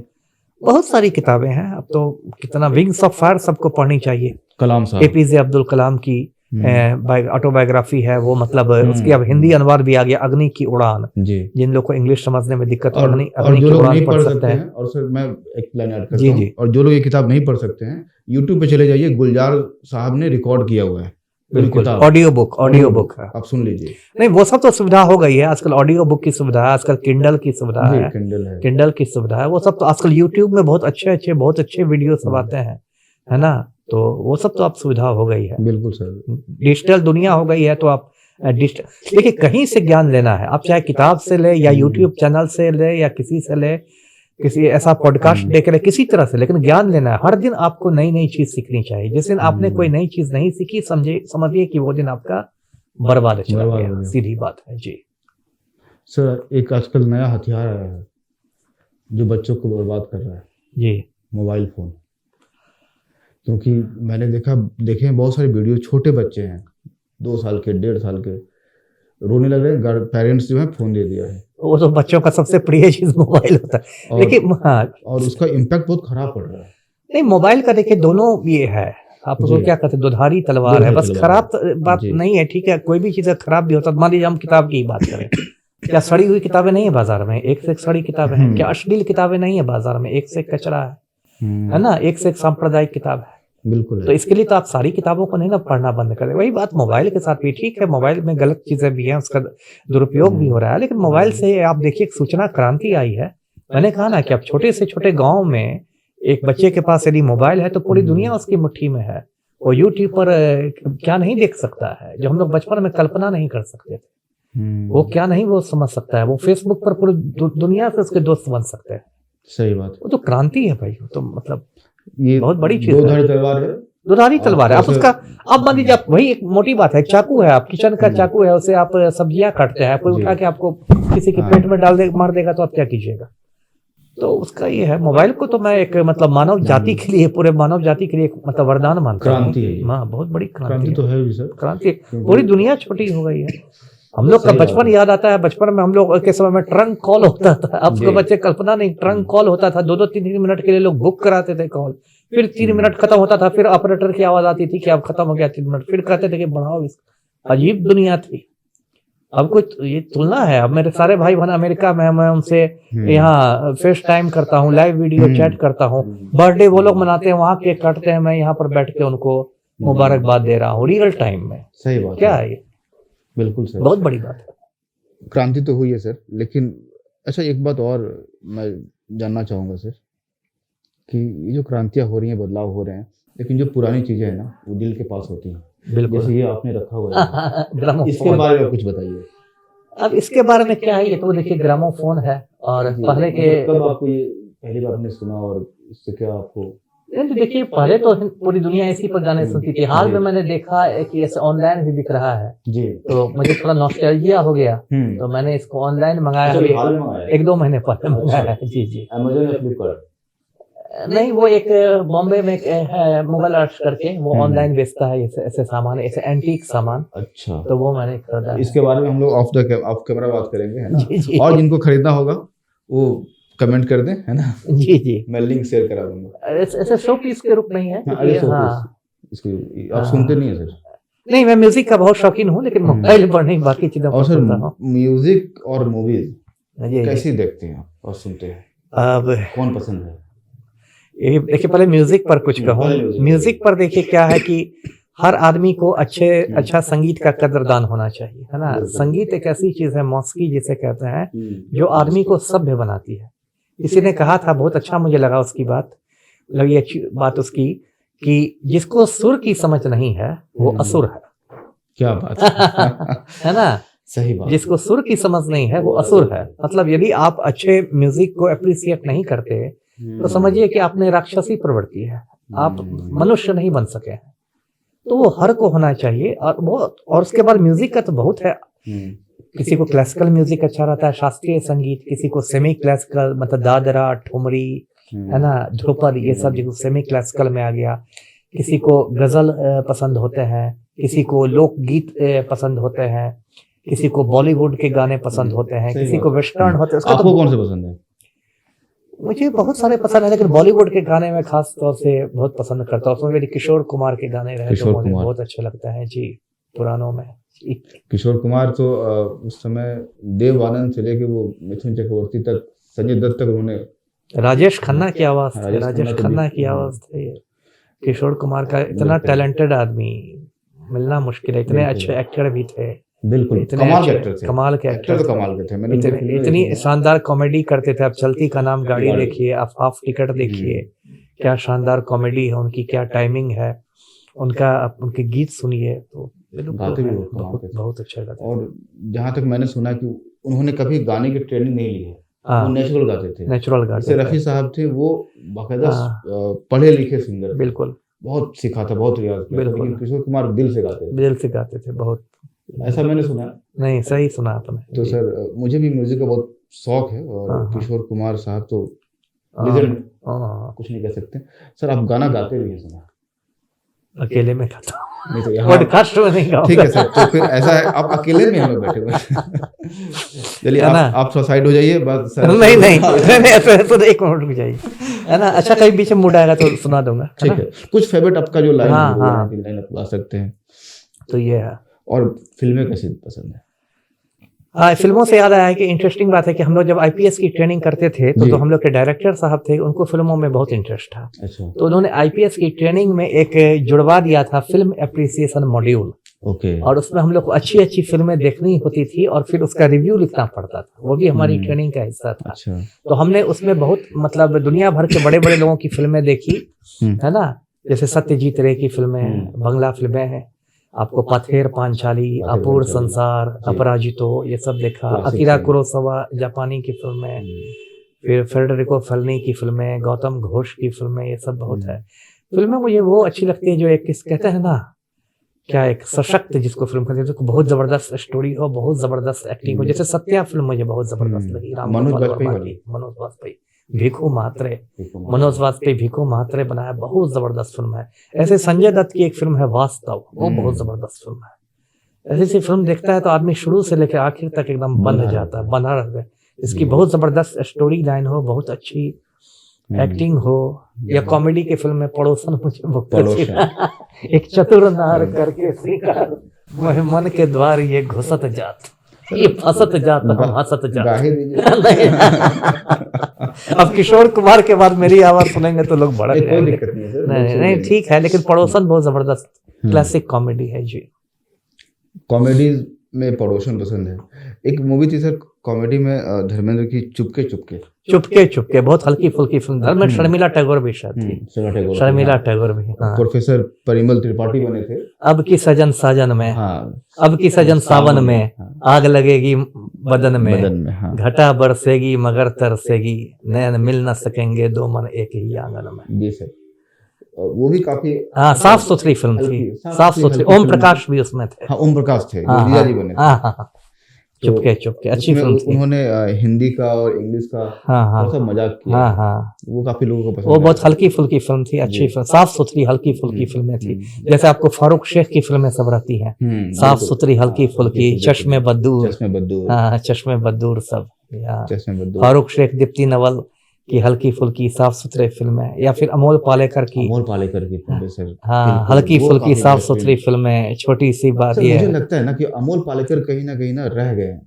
कुछ था जो और दे सकते थे बॉलीवुड को अपने हाँ, बहुत सारी चीजों पर डिपेंड करता है, लेकिन उन्होंने बहुत, चल रहा है, अमिताभ बच्चन चल रहा है इधर, विनोद खन्ना है, मारपीट चल रहा है, अमोल पालेकर सीधा साधा वो तो एकदम मिडिल क्लास का आदमी जो कि लोकल ट्रेन में सफर कर रहा है, बस में सफर कर रहा है, स्कूटर पर लड़की घुमा रहा है, वो तो एकदम मिडिल क्लास का आदमी। लड़की से मिलने गया। अमिताभ बच्चन का तो लार्जर देन लाइफ इमेज था ना, तो पर्दे पर आया तो एकदम, हाँ, स्ट्रॉन्ग, हाँ, एकदम एंग्री यंग मैन पूरा। वो तो जी सर। अमोल पालेकर तो से कोई भी मिडिल क्लास का आदमी रिलेट कर सकता था, यही उनकी पॉपुलैरिटी भी थी। अगर मतलब फिल्में ऐसी बनती उस टाइम पे जो बहुत ज्यादा नेचुरल होती, जी, तो शायद अमोल पालेकर और बड़े स्टार और बड़े होते। बहुत सारी चीजों पर डिपेंड करता है, जी। आपको कैसे डायरेक्टर मिले हैं इस पर डिपेंड करता है, कैसी फिल्में आपने साइन की, क्या आपका रहा, बहुत चीजों पर डिपेंड करता है। और फिर दिलीप कुमार के बारे में क्या ख्याल है? यूसुफ खान, दिलीप साहब, दिलीप साहब, दिलीप साहब, दिलीप साहब तो दिलीप साहब थे, उनके बारे में क्या कहना है ना, है ना? मुगले आजम जैसी उन्होंने फिल्में दी, गंगा जमुना जैसी फिल्में दी। वो तो मतलब एक समय था जब त्रिमूर्ति का बॉलीवुड पर शासन था, दिलीप कुमार, राज कपूर और देवानंद। ये त्रिमूर्ति मतलब अमिताभ बच्चन के पहले वाला दौर हो गया, बिल्कुल। ये त्रिमूर्ति का शासन था, तो उसमें दिलीप कुमार तो दिलीप कुमार थे, 1950 और 60-70 तक। बिल्कुल बिल्कुल 20 साल तक उन्होंने राज किया। बिल्कुल उन लोग राज किया, और ये त्रिमूर्ति का ये था, उन्होंने एक से एक फिल्में दी हैं। और जैसे उसमें एक दिलीप साहब की फिल्म है, शायद अगर मैं नाम गलत ना ले रहा हूँ, Ganga Jamuna, super hit film है। उसमें दिलीप कुमार, उनका सगा भाई नासिर खान ने यमुना का रोल किया, अयूब खान का फादर, जो गोली मार देता। हाँ हाँ, अयूब खान का फादर, अयूब खान जो मृत्यु दंड में माधुरी दीक्षित का हीरो था, अयूब खान के फादर नासिर खान। तो सर मैं कभी कभी बॉलीवुड को ना इसी नजरिए से देखता हूँ। एक मूवी आई थी औरत, आई थिंक 1934 या 30 के आसपास में आई थी। अच्छा अच्छा। उस मूवी को बहुत मन से बनाया गया लेकिन नहीं चली, बिल्कुल। उसको रीमेक किया गया अच्छा। और रीमेक में दिलीप कुमार को लेने की बात की गई, लेकिन दिलीप साहब ने कहा कि इसमें नरगिस मेरी माँ बनी है, मैं नहीं बनूंगा। मूवी थी मदर इंडिया। ओ मदर इंडिया तो मदर इंडिया क्लासिक है। दिलीप साहब ने छोड़ दिया था। सर मदर इंडिया के बारे में ऐसा है कि औरत जो मूवी बनी थी उसका रीमेक हुआ, बिरजू कैरेक्टर भी सेम थे, बिल्कुल। मदर इंडिया बनी, दिलीप साहब नहीं कर पाए तो उन्होंने गंगा जमुना बनाई। बस थोड़ी सी बदलाव की कि इस बार जो है माँ गोली नहीं मार के भाई गोली मार देता है। और इस मूवी का सर शहरीकरण भी हुआ 70 के दशक में और बनाई गई दीवार। 2 भाई हैं, एक माँ है, कहानी लगभग वही है, बस शहरीकरण कर दिया गया दीवार में, गंगा जमुना को सर, और दीवार बनी। तो एक ही कहानी, मेरे पास गाड़ी है, बंगला है, ये है, तुम्हारे पास क्या है? मेरे पास माँ है। मेरे पास माँ है। ये दीवार को कुछ लोग कहते हैं वो हाजी मस्तान की जिंदगी पर कुछ लोग कहते हैं क्योंकि वो व्हाइट शर्ट पहने थे इसलिए। बाकी हाजी मस्तान में दर्शकों को बता दूं, बम्बई का सबसे बड़ा तस्कर था, सोने का सबसे बड़ा स्मगलर था बॉम्बे का। और दाऊद इब्राहिम के उदय के पहले बॉम्बे पर 3 माफिया डॉनों की हुकूमत चलती थी, वो थे हाजी मस्तान, करीम लाला और वर्दा भाई जी। और अगर हाजी मस्तान पे मूवी देखनी हो तो once upon a time Mumbai है अजय देवगन की, उसमें अच्छे से दिखाया है, कंप्लीटली उर्दू में बनाया है। और कैसे दिखाया कि दाऊद इब्राहिम जो इमरान हाशमी ने प्ले किया है, एक छोटा सा चमचा रहता है हाजी मस्तान का, जो आगे चल के ओवरटेक कर लेता है। बिल्कुल। तो सर मूवीज के बारे में बात तो हो रही है, बड़ा मजा आ रहा है आपसे क्योंकि आपको बहुत जानकारी है। एक सवाल और हम लेंगे, आप जो ये टोपी लगाते हैं देवानंद वाली, इसके बारे में बताइए। अरे देवानंद वाली, आपने तो एकदम मुझे देवानंद के बराबर ला दिया एकदम सर, आप है भी हैं सर। क्या बात है। नहीं कब से नहीं, ऐसे ही एक मेरा, आप कह सकते हैं कि मेरा स्टाइल हो गया है, मेरी पहचान हो गई है। बट कब शुरू किया? अब ऐसे ईयर तो नहीं याद है, लेकिन तभी 10-12 साल तो हो गए होंगे। 10-12 साल, क्योंकि आपके हर वीडियो में ये टोपी होती है। हाँ वही मेरी पहचान बन गई है। आप उतारते नहीं है सर? आप सोते समय तो उतारता ही हूँ। ऐसे क्यों नहीं करते? अब ठीक है, लगता है कुछ बाल भी झड़ गए हैं तो उसको भी तो ढक के रहना है। हेयर फॉल, नेहरू आदिवासी तेल, आदिवासी वालों कहाँ हो? सही बात है, आदिवासी केस तेल। बिल्कुल। ये लोग तो पता नहीं क्या करते हैं। खैर ये तेल वाले मैंने मंगाया था आदिवासी तेल सर, अच्छा रिस्पॉन्स मुझे नहीं मिला। नहीं मिला, मैं खुश नहीं हूँ इससे पर्सनली। खैर बहरहाल सर, कुछ अपनी फैमिली के बारे में बताइए, शादी के बारे में, क्यों शादी मैंने नहीं की? क्यों नहीं की? शादी बहुत बड़ा सवाल है सर। शादी मैंने क्यों नहीं की? क्यों नहीं की, मुझे लगता है कि फिर मैं कहूंगा तो लोग हंसेंगे कि किसी को शादी नहीं करनी चाहिए। एकदम सीरियस लेके जा रहे हो कि शादी मैंने नहीं की। नहीं की। फिर मुझे बोलने में हंसी आ गई। बताइए। शादी नहीं करने का फैसला मेरा पुराना था। मैं जब हाई स्कूल में पढ़ता था उसी से मुझे लगता है ये ज्ञान प्राप्त हो गया था। मुझे लगा था कि शादी, मुझे अभी भी लगता है कोई गलत नहीं था, अभी भी मुझे लगता है कि गृहस्थी जो होती है एक बहुत बड़ा जंजाल होती है ना। और बहुत हद तक आदमी मुझे लगता है उसमें ये हो जाता है, मतलब फंस जाता है, टूट जाता है, घिर जाता है। वो एक दलदल जैसा होता है। मैंने अच्छे अच्छे खासे लोगों को बर्बाद होते देखा है। ऐसे फेसबुक पर एक मैंने जोक पढ़ा था कि एक चिड़ी थी, एक चिड़ा था, दोनों ने शादी कर ली, दोनों चिड़चिड़ा हो गए। तो जब शादी की बात होती है तो जोक मैं जरूर सुनाता हूँ जी। तो शादी नहीं की, अभी भी मुझे सही जवाब नहीं मिला, कभी दिल टूट गया हो? नहीं, ये तो देखिए फिल्मी कहानी। देखिए मैं देवदास नहीं अमिताभ दास हूँ, पहली बात तो आप तो एकदम पारो और चंद्रमुखी की कहानी बना रहे हैं। ये सब कोई फिल्मी कहानी नहीं है। मैंने कहा ना कि जिस समय हम लोग स्टूडेंट थे, जिस समय मोहब्बत करने की उम्र होती थी, उस समय माहौल ही ऐसा नहीं था कि आपका लड़कियों के साथ इंटरेक्शन हो सके। प्यार तो होता था सर। तो एक तरफा प्यार से क्या होगा? प्यार को किसी को देख के आपको हो जाएगा प्यार, तो वो उसमें दिल टूटने वाली क्या बात है? दिल तो तब टूटता है ना जब आप कुछ समय तक आप साथ साथ बढ़ गए हों, उसके बाद ब्रेकअप। प्यार में दर्द होता है, बता ही ना पाए हैं। हो सकता है, ये हो सकता है, लेकिन वो नहीं मेरा तजुर्बा रहा है। दिल मेरा जो प्रैक्टिकल कारण है कि भाई गृहस्थी के जंजाल से बचने के लिए मैंने शादी नहीं की और मैं बहुत सिंपल लाइफ बिताता हूँ और अच्छे से रहता हूँ जी। क्योंकि सर ऐसा कहा जाता है कि आगे चल के आपको एक परिवार की जरूरत होती है, एक फैमिली की कितना आगे चलकर? अब 50 साल मान लेते हैं, जब आप थोड़े बूढ़े 50 तो मैं क्रॉस कर चुका हूँ। तो फिर अब आप वही आ रहा है ना कि आपको फील हो रहा होगा फिर? नहीं फील होता है, कुछ नहीं। देखिए मैं बहुत बिजी रहता हूँ, बहुत बिजी रहता हूँ और खुद को बिजी रखता हूँ, हम्म, इसलिए मेरा सुबह से लेके शाम कैसे हो जाती है मुझे पता नहीं चलता। इतना सारी चीजें मैं करते रहता हूँ, मुझे बिजी रहना भी अच्छा लगता है जी। तो शादी इसलिए नहीं की आपने? नहीं की हमने, एकदम प्री प्लान था? हाँ मोटा मोटी हाई घर स्कूल वाले से नहीं ही। डांटे फिर? हाँ प्रेशर तो देखिए पड़ता है, खास के बिहार जैसे सोसाइटी में। यहाँ तो हर आदमी शादी और बच्चा की ही बात करता है। मैं खुद झेल रहा हूँ। हाँ आप खुद झेल रहे होंगे, ये तो यहाँ का ऑब्सेशन है हर कोई। जब मैं कहता हूँ मजाक में कि हमारे देश में लोकतंत्र नहीं टोकतंत्र है, हर कोई एक दूसरे को टोकता रहता है ना। जब आपने शादी नहीं की तो लोग आपको शादी के लिए टोकते रहेंगे कि बारात कब ले चले रहे हो, बारात कब ले चले रहे हो, भोज कब खिला रहे हो। जब आप शादी कर लेंगे तो 1-2 साल बाद लोग आपको बच्चा के लिए टोकने लगेंगे, गुड न्यूज कब दे रहे हो, गुड न्यूज कब दे रहे हो। फिर मान लीजिए आपकी लड़की पैदा हो गई, लड़का नहीं है, तो लोग उसके लिए टोकने नहीं कि बस बेटी ही है, बस लड़की ही है, एक लड़का भी होना चाहिए, एक लड़का भी होना चाहिए। परिवार का नाम चलाना। हाँ बेटी थोड़ी बड़ी हो जाएगी तो बेटी की शादी कब हो रही है, शादी कब हो रही है। बेटा मतलब लोकतांत्रिक समाज नहीं है, टोकतांत्रिक समाज है, तो यहाँ हर कोई एक दूसरे को टोकते हुए चलता है, तो इसमें बहुत नुकसान भी होता है टोकतांत्रिक समाज में जी। लोगों को आप सबको जवाब देते देते कभी किसी को संतुष्ट नहीं कर पाइएगा। जब एक चीज का जवाब दे दीजिएगा तो अगला सवाल कर देंगे जी।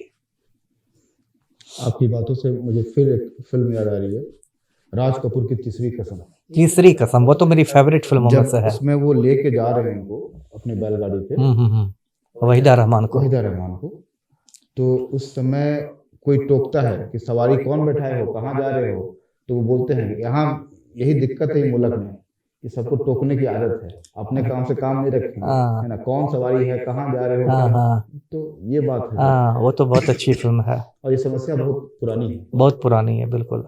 हिंदुस्तानी कल्चर में थोड़ा ज्यादा है नाक घुसा, पश्चिमी देशों में ऐसा नहीं है, हिंदुस्तानी कल्चर में थोड़ा ज्यादा है नाक घुसाने वाली मतलब बीमारी जी। इसलिए सर अब हम लोग ना अगले सवाल पे आते हैं कि आप नास्तिक खुद को बोलते हैं, बिल्कुल। कब हुए, क्यों ऐसा हुआ? अब आप जिस समाज से आते हैं कायस्थ समाज से, वो कॉपी किताब की पूरी पूजा करता है। नहीं ठीक है, वो तो फिर एक तो ये तो पर्सनल चॉइस की चीज है। कोई कॉपी किताब की पूजा कर रहा है, कोई राजपूत है तो तलवार की पूजा कर रहा है, कोई किसी चीज को कर रहा है, ठीक है। लेकिन मैं तो देखिए लॉजिक से नास्तिक हुआ हूँ सीधे। और फिर अब ऐसा कोई ईयर बताना तो संभव नहीं, लेकिन मोटा मोटी बचपन में तो देखिए लोग इस सब गंभीर चीजों पर सोचते ही नहीं। अब केजी लोअर केजी का बच्चा तो नास्तिकता आस्तिकता पर क्या सोचेगा, ये सब थोड़ा आदमी सोचता है हाई स्कूल तक जाते आते। हाई स्कूल फर्स्ट ईयर तक जाते आते मुझे लगा, लेकिन मेरा सिंपल लॉजिक है, मेरा सिंपल लॉजिक है कि दो ही बात हो सकती है, तो ईश्वर है या नहीं है। यदि ईश्वर नहीं है तो मैं उसकी पूजा क्यों करूं, तो नहीं जो है उसकी पूजा क्या करना। और यदि है तो वो तो हर मोर्चा पर विफल हो गया। वो हजारों सालों में ना गरीबी दूर कर सका दुनिया में, ना अशिक्षा दूर कर सका दुनिया में, ना अपराध दूर कर सका दुनिया में, ना अन्याय दूर कर सका दुनिया में, ना हिंसा दूर कर सका दुनिया में, तो सभी मोर्चों पर फेल कर गया है। तो जो इतना बड़ा फेलियर हो उसकी मैं पूजा क्यों करूंगा। ये सिंपल लॉजिक है मेरा, इसलिए मैं घोर नास्तिक हूँ। मैं प्रसाद भी नहीं खाता, मैं सिर्फ एक पूजा करता हूँ, वो है पेट पूजा जी। तो ऐसा सुनने में आया था कि आप कोई भी पर्व त्योहार हो, आप ये सब कुछ नहीं मानते और उस दिन भी नॉनवेज खा लेते? नहीं, जब मैं नास्तिक हूँ तो फिर पर्व त्योहार से मैं क्यों बंधूंगा, है ना। नेचुरल बात है जी। पर्व त्योहार से वो लोग बंधे होते हैं ना जो पूजा पाठ वाले आस्तिक लोग होते हैं। नास्तिकों को भी बहुत खराब दृष्टि से कुछ लोग देखते हैं समाज में। अब कुछ, मैं भी खुद एथिस्ट हूँ तो मैं भी ये झेलता हूँ। अरे ठीक है, देखिए समाज को आप कुछ कर नहीं सकते, समाज तो भेड़ चाल में ना चलता है, समाज तो भेड़ चाल में चलता है। एक से एक बाबा रहेंगे, खुद को बाबा कहेंगे, रेप भी करते रहेंगे, बाबा भी बने रहेंगे और उनके भक्तों की भीड़ भी रहेगी, इमेज भी क्रिएट किया। हाँ, तो समाज तो भेड़ चाल में चलता है, लेकिन उससे नहीं होता है। और जिन लोग को इस पर ज्यादा और शक है उनको भगत सिंह का एक निबंध जरूर पढ़ना चाहिए, मैं नास्तिक क्यों हूँ, why I am an atheist. Bhagat Singh का, भगत सिंह भी बहुत कट्टर नास्तिक थे, उनका ये निबंध जरूर पढ़ना चाहिए। बहुत पतली बुकलेट जैसी। बुकलेट टाइप की है, हाँ। एकदम पढ़ लीजिए। जी मैंने भी वो पढ़ा था, दिमाग में छेद हो गया था। तो जी आप भी पढ़िए सर। अब हम लोग इस सेक्शन को कंप्लीट करके ना आगे आप कुछ सवाल अपनी तरफ से बताना चाहें। मेरे चैनल पर एक बात कर लीजिए, हाँ, दास बोले बिंदास पर, ठीक है। और एक किताब जो मैंने लिखी है उस पर बात कर लीजिए। ठीक है, तो बात करते हैं। ओके सर, आपका जो यूट्यूब चैनल है दास बोले बिंदास, जी जी एक तो बहुत ही बिंदास नाम है। जी जी। इसका आइडिया कब आया, क्यों आया, और क्या मकसद है उसके पीछे? नहीं सही कहा आपने। देखिए बहुत लोग मुझसे कहते थे कि आप अमिताभ जी इतना पढ़ते लिखते रहते हैं, इतना आपके पास अध्ययन आप करते हैं, इतनी सारी चीज़ें हैं, लेकिन आप लोगों से बांटते नहीं हैं, लोगों को उससे कुछ फ़ायदा नहीं होता। आपको कम से कम यूट्यूब चैनल शुरू करना चाहिए अपना। यूट्यूब के नाम पर इतना लोग कचरा फैला रहे हैं, क्या क्या कचरा आ रहा है यूट्यूब पर, आप लोग पढ़। तो मुझे लगा कि बात तो सही है, और आजकल की डिजिटल की दुनिया है तो यूट्यूब चैनल, तो मुझे लगा कि हाँ ये तो बात कह रहा है कि मुझे अपनी सही बात, अपनी बात पहुंचानी चाहिए। तो फिर मैंने सोचा कि इसका कोई नाम होना चाहिए, तो मैंने सोचा कि मैं तो फ्रैंकली बोलने वाला हूँ, बोल्डली बोलने वाला हूँ, बिना लाग लपेट के बोलता हूँ, जो मेरी मतलब शुरू से पहचान रही है। तो मैंने उसका नाम रखा दास बोले बिंदास। और ये चैनल मैंने शुरू किया तो अब तो खैर काफ़ी पॉपुलर हो गया, अब तो 1 लाख से ज़्यादा सब्सक्राइबर्स हो गए हैं, उसको सिल्वर बटन मिल चुका है। सर आपका silver button G silver button मिल चुका है यूट्यूब का। अभी तो मैं झारखंड गया था, रांची गया था, वहाँ बाजार में कई लोग मुझे पहचानने लगे थे, रोक रोक के कहते फील होता है ये जो अच्छा लगता है, अच्छा लगता है, मुझे तो अच्छा लगता है, खास के जब वो किसी खास एपिसोड की बात करते हैं तब मुझे बहुत अच्छा लगता है कि बंदे ने इतने ध्यान से देखा है, इतने ध्यान से देखा है, तो वो बहुत अच्छा रहा। और उससे मैं ज़्यादातर उसके वीडियो पॉलिटिकल बनाता हूँ, लेकिन बीच बीच में नॉन पॉलिटिकल भी बनाता हूँ। और आजकल तो अच्छा लगता है, कुछ स्कूल भी मेरे वीडियोस दिखाने लगे अपने बच्चों को। हाँ, जैसे अभी हमने कुछ महीना पहले सुनीता विलियम्स पर एक वीडियो बनाया था, जो अंतरिक्ष यात्री थी और अंतरिक्ष में जाके फंस गई थी। तो उस वीडियो, देखिए मैं वीडियो बनाता हूँ तो बहुत ईमानदारी से रिसर्च करके बनाता हूँ, ऐसा नहीं कि मैं कुछ फांकी मार देता हूँ। मैं काफ़ी, तो उसको कई स्कूलों ने दिखाया था, अलग अलग पटना में, दरभंगा में अलग अलग स्कूलों ने बच्चों को बड़े स्क्रीन पर दिखाया था। तो ऐसे ही मैंने एक मैथिली के बहुत बड़े महाकवि थे, लाल दास नाम था उनका, उन पर मैंने एक वीडियो बनाया था उनकी जीवनी पर। तो उनके नाम पर एक झंझारपुर में हाई स्कूल है, लाल दास हाई स्कूल। तो उस स्कूल के सारे बच्चों को प्रिंसिपल साहब ने वो मेरा वीडियो दिखाया, प्रिंसिपल साहब ने फिर मुझसे बात भी की। तो अच्छा लगता है कि जब लोग है। एक और मैं इंटरेस्टिंग बात कर रहा हूँ कि एक पटना के बहुत बड़े उर्दू शायर थे बिस्मिल अजीमाबादी, जिन्होंने गज़ल लिखी है, सरफरोशी की तमन्ना अब हमारे दिल में। बहुत लोग अब उनको भूल गए, हमने उन पर एक वीडियो बनाया संयोग से। उनके जो पोते हैं, मुनव्वर हसन नाम है, वो पटना में ही रहते, उन्होंने मुझे फ़ोन किया, उन्होंने कहा कि आपने मेरे दादाजी पर बहुत अच्छा वीडियो बनाया और बहुत अच्छा लगा। तो ये सबसे मुझे अच्छा लगता है।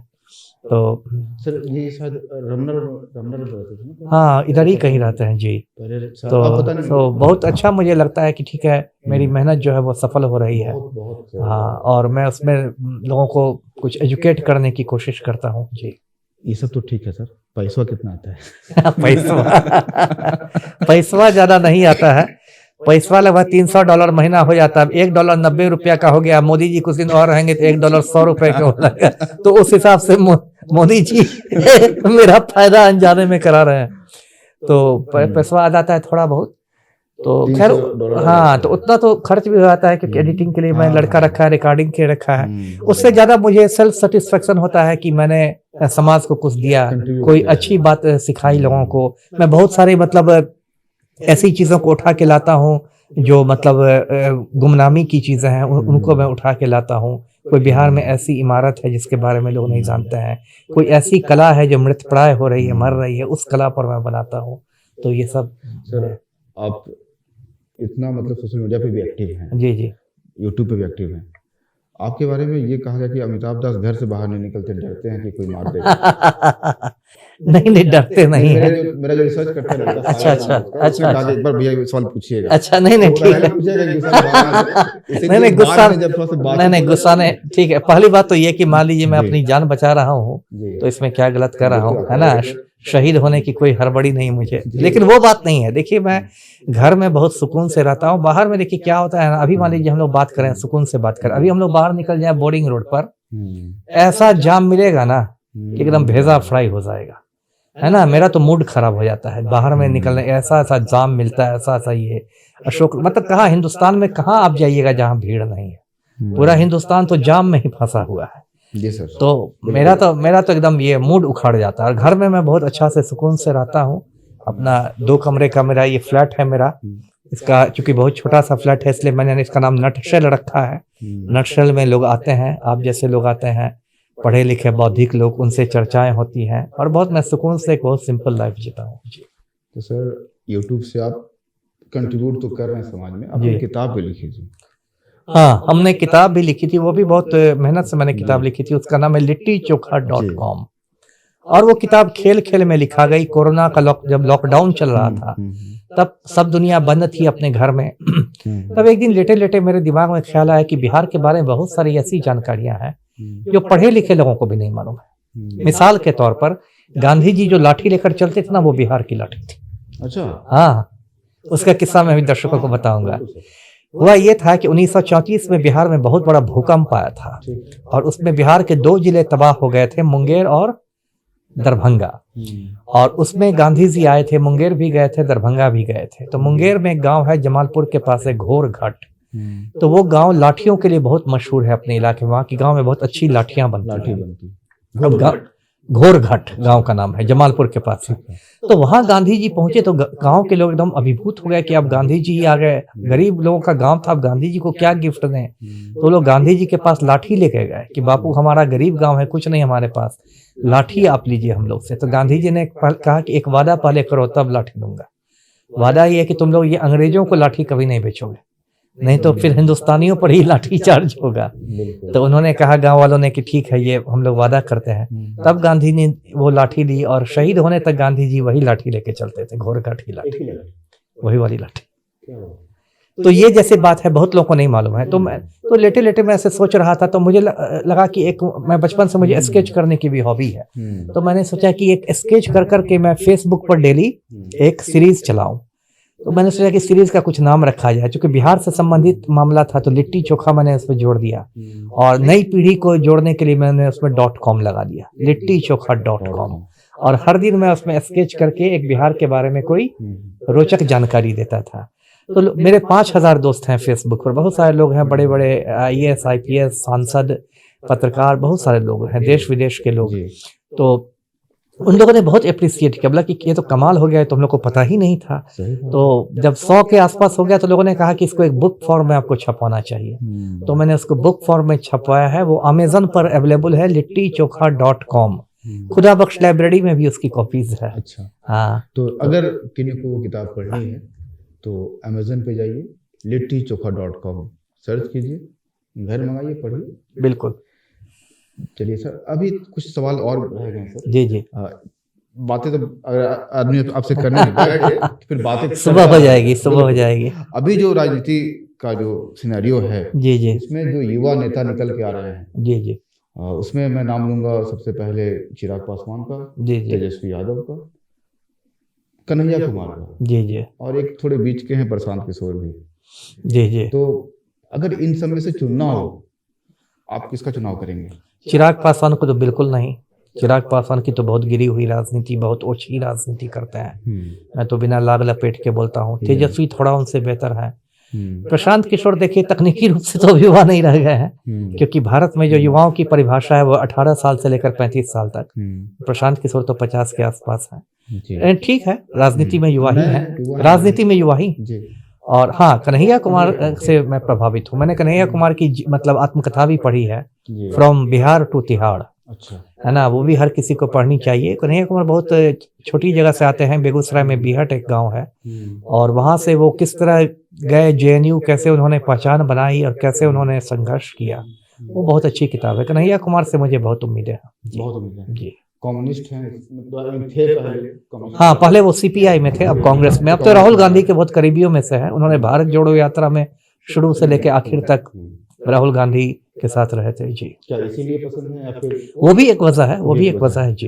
एक नेता और हैं युवा में, महिला हैं, दिव्या गौतम। हाँ, दिव्या गौतम। जी, उनके बारे में कुछ बताइए। हाँ, दिव्या गौतम के बारे में बहुत अच्छा विचार रखता हूँ। एक्चुअली मैं बता दूं दर्शकों को जी। कि जो मेरा यूट्यूब चैनल है दास बोले बिंदास, उसमें बाकायदा मैंने वो वीडियो बना के डाला था जी।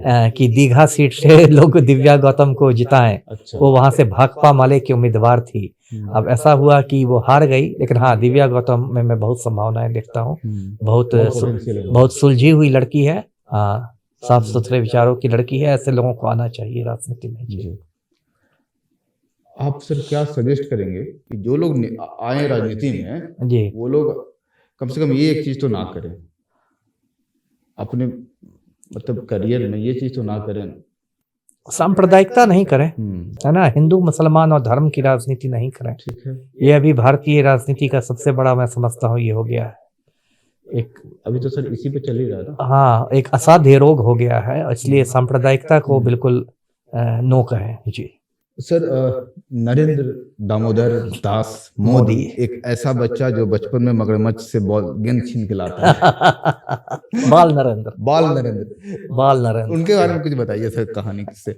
अब मैं क्या कभी कहानी। मुलाकात हुई थी क्या उससे कभी? नहीं, मोदी अच्छा। जी से कभी मुलाकात नहीं। मेरी डॉक्टर मनमोहन सिंह से मुलाकात हुई है और बहुत अच्छी अच्छा। मुलाकात हुई है। जी। वो भी मैं दर्शकों को बता दूं संक्षेप में। जी। जब मैं 2005 में इसका बक्सर जिले का एसपी हुआ करता था, मनमोहन सिंह प्रधानमंत्री थे, और तो मनमोहन सिंह ने एक आईपीएस अफसरों का राष्ट्रीय सम्मेलन बुलाया था, दिल्ली के विज्ञान भवन में हुआ था, और उसमें हम लोग गए थे। और उसमें हमने मनमोहन सिंह को सुझाव भी दिया था, कुछ आईपीएस अफसरों को सुझाव रखने का मौका मिला था, उसमें मैं भी था। मैंने मनमोहन सिंह को सुझाव दिया था कि जैसे देश में राष्ट्रीय मानवाधिकार आयोग है, वैसे एक राष्ट्रीय मानव कर्तव्य आयोग भी होना चाहिए। ठीक है। इस देश के लोग सिर्फ अधिकार की बात करते हैं, कर्तव्य की कोई बात नहीं करता। और उसके बाद हम लोग सबको चाय नाश्ते पर बुलाया गया था पीएम हाउस, जो 7 रेस कोर्स रोड था, अब तो उसका नाम 7 लोक कल्याण मार्ग हो गया है। तो वहां गए तो वो बहुत मतलब सबसे जो कहते हैं ना, विद्या ददाति विनयम वाली बात है कि doctor Manmohan Singh prime minister ही थे देश के। इस यहाँ तो मुखिया बनने पर आदमी की चाल बदल जाती है, रंगत बदल जाती है। रंगत बदल जाती है। मुखिया जी को गरीब आदमी प्रणाम करता है तो मुखिया जी जवाब नहीं देता है। अब वो हिंदुस्तान के प्राइम मिनिस्टर ही थे, लेकिन इतना उनमें बड़प्पन था। हम लोग से ऐसे मिले, मतलब खुल के, जैसे लगा कि मतलब कोई घर का बुजुर्ग आदमी मिलता है। तो बहुत अच्छा लगा हम लोग को, काफी समय हम लोग वहां पर रहे। तो नरेंद्र मोदी जी से तो ना मेरी मुलाकात हुई है, ना मिलना मैं चाहूंगा। और मोदी जी से तो मुझे सख्त, आप कह सकते एलर्जी है। और मोदी जी के खिलाफ तो मैं काफ़ी खुलकर अपने चैनल पर भी बोलता हूँ और फेसबुक पर भी लिखता हूँ। और मुझे लगता है कि मोदी जी ने हमारे देश को बिल्कुल रसातल में पहुंचा दिया है, बंटाधार कर दिया है देश का। और नरेंद्र मोदी के बारे में मेरी बहुत मतलब अच्छी राय नहीं है, बहुत ही बुरी राय मैं रखता हूँ।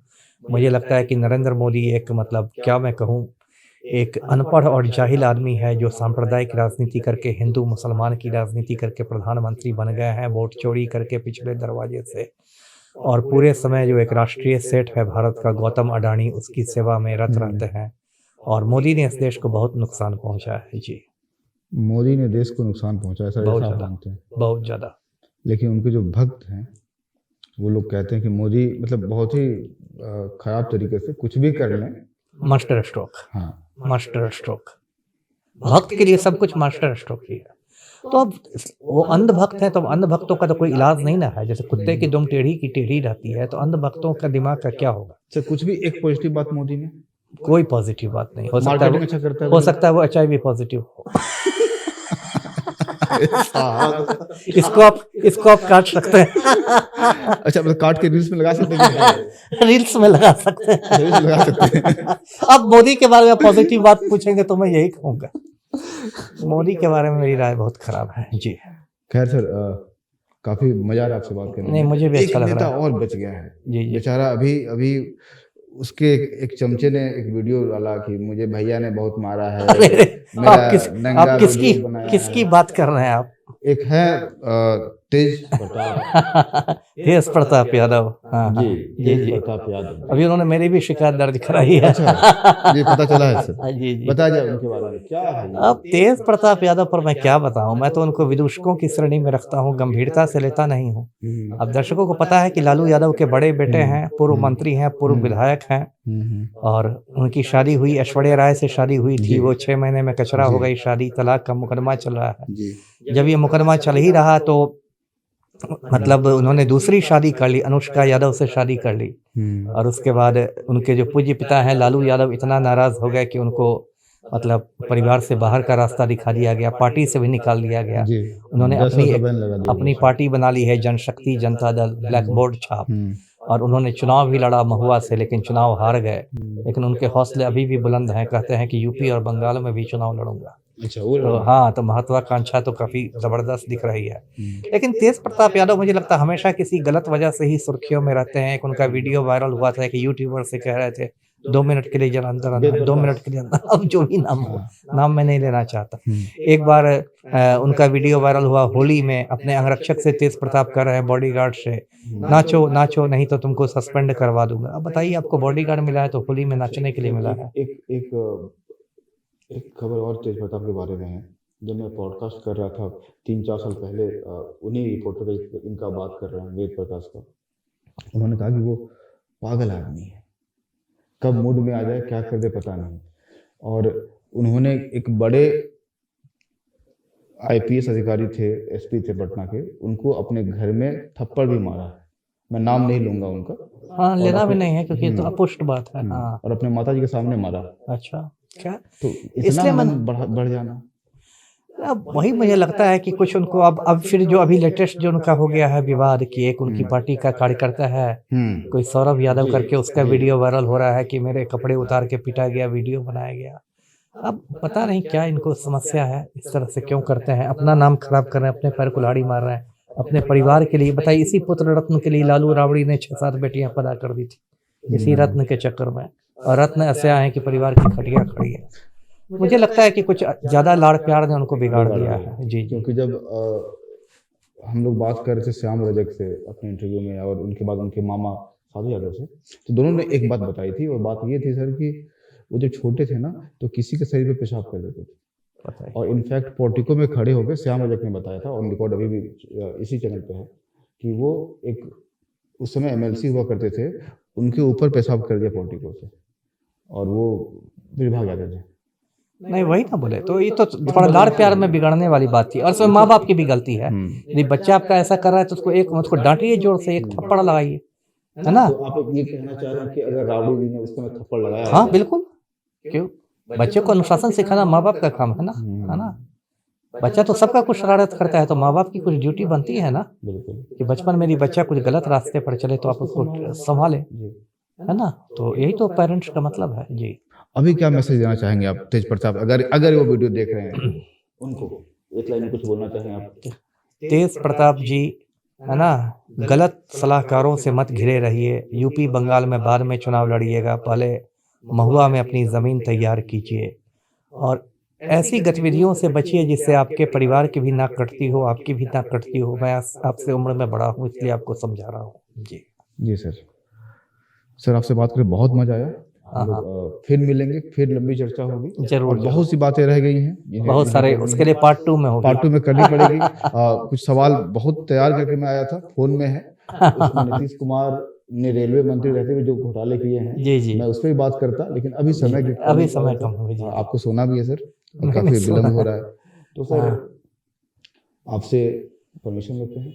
बहुत बहुत शुक्रिया, बहुत अच्छा, आपका भी बहुत बहुत धन्यवाद, बहुत अच्छा लगा आपसे मिलकर। बहुत शुभकामनाएं आपके चैनल को भी। जिन लोगों ने इनका चैनल को नहीं सब्सक्राइब किया, सब्सक्राइब कर लें भाई, बहुत मेहनत कर रहे हैं। इनका चैनल का भी नाम यही इन्हीं के नाम पर है, दीपक द्रविड़ जी, और परिश्रमी आदमी हैं, युवा हैं, कर्मठ हैं।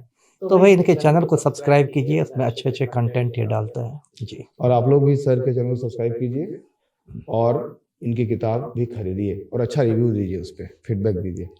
इसे कहते हैं सर विन विन सिचुएशन। आप मेरा कर दीजिए, मैं आपका कर दूँ।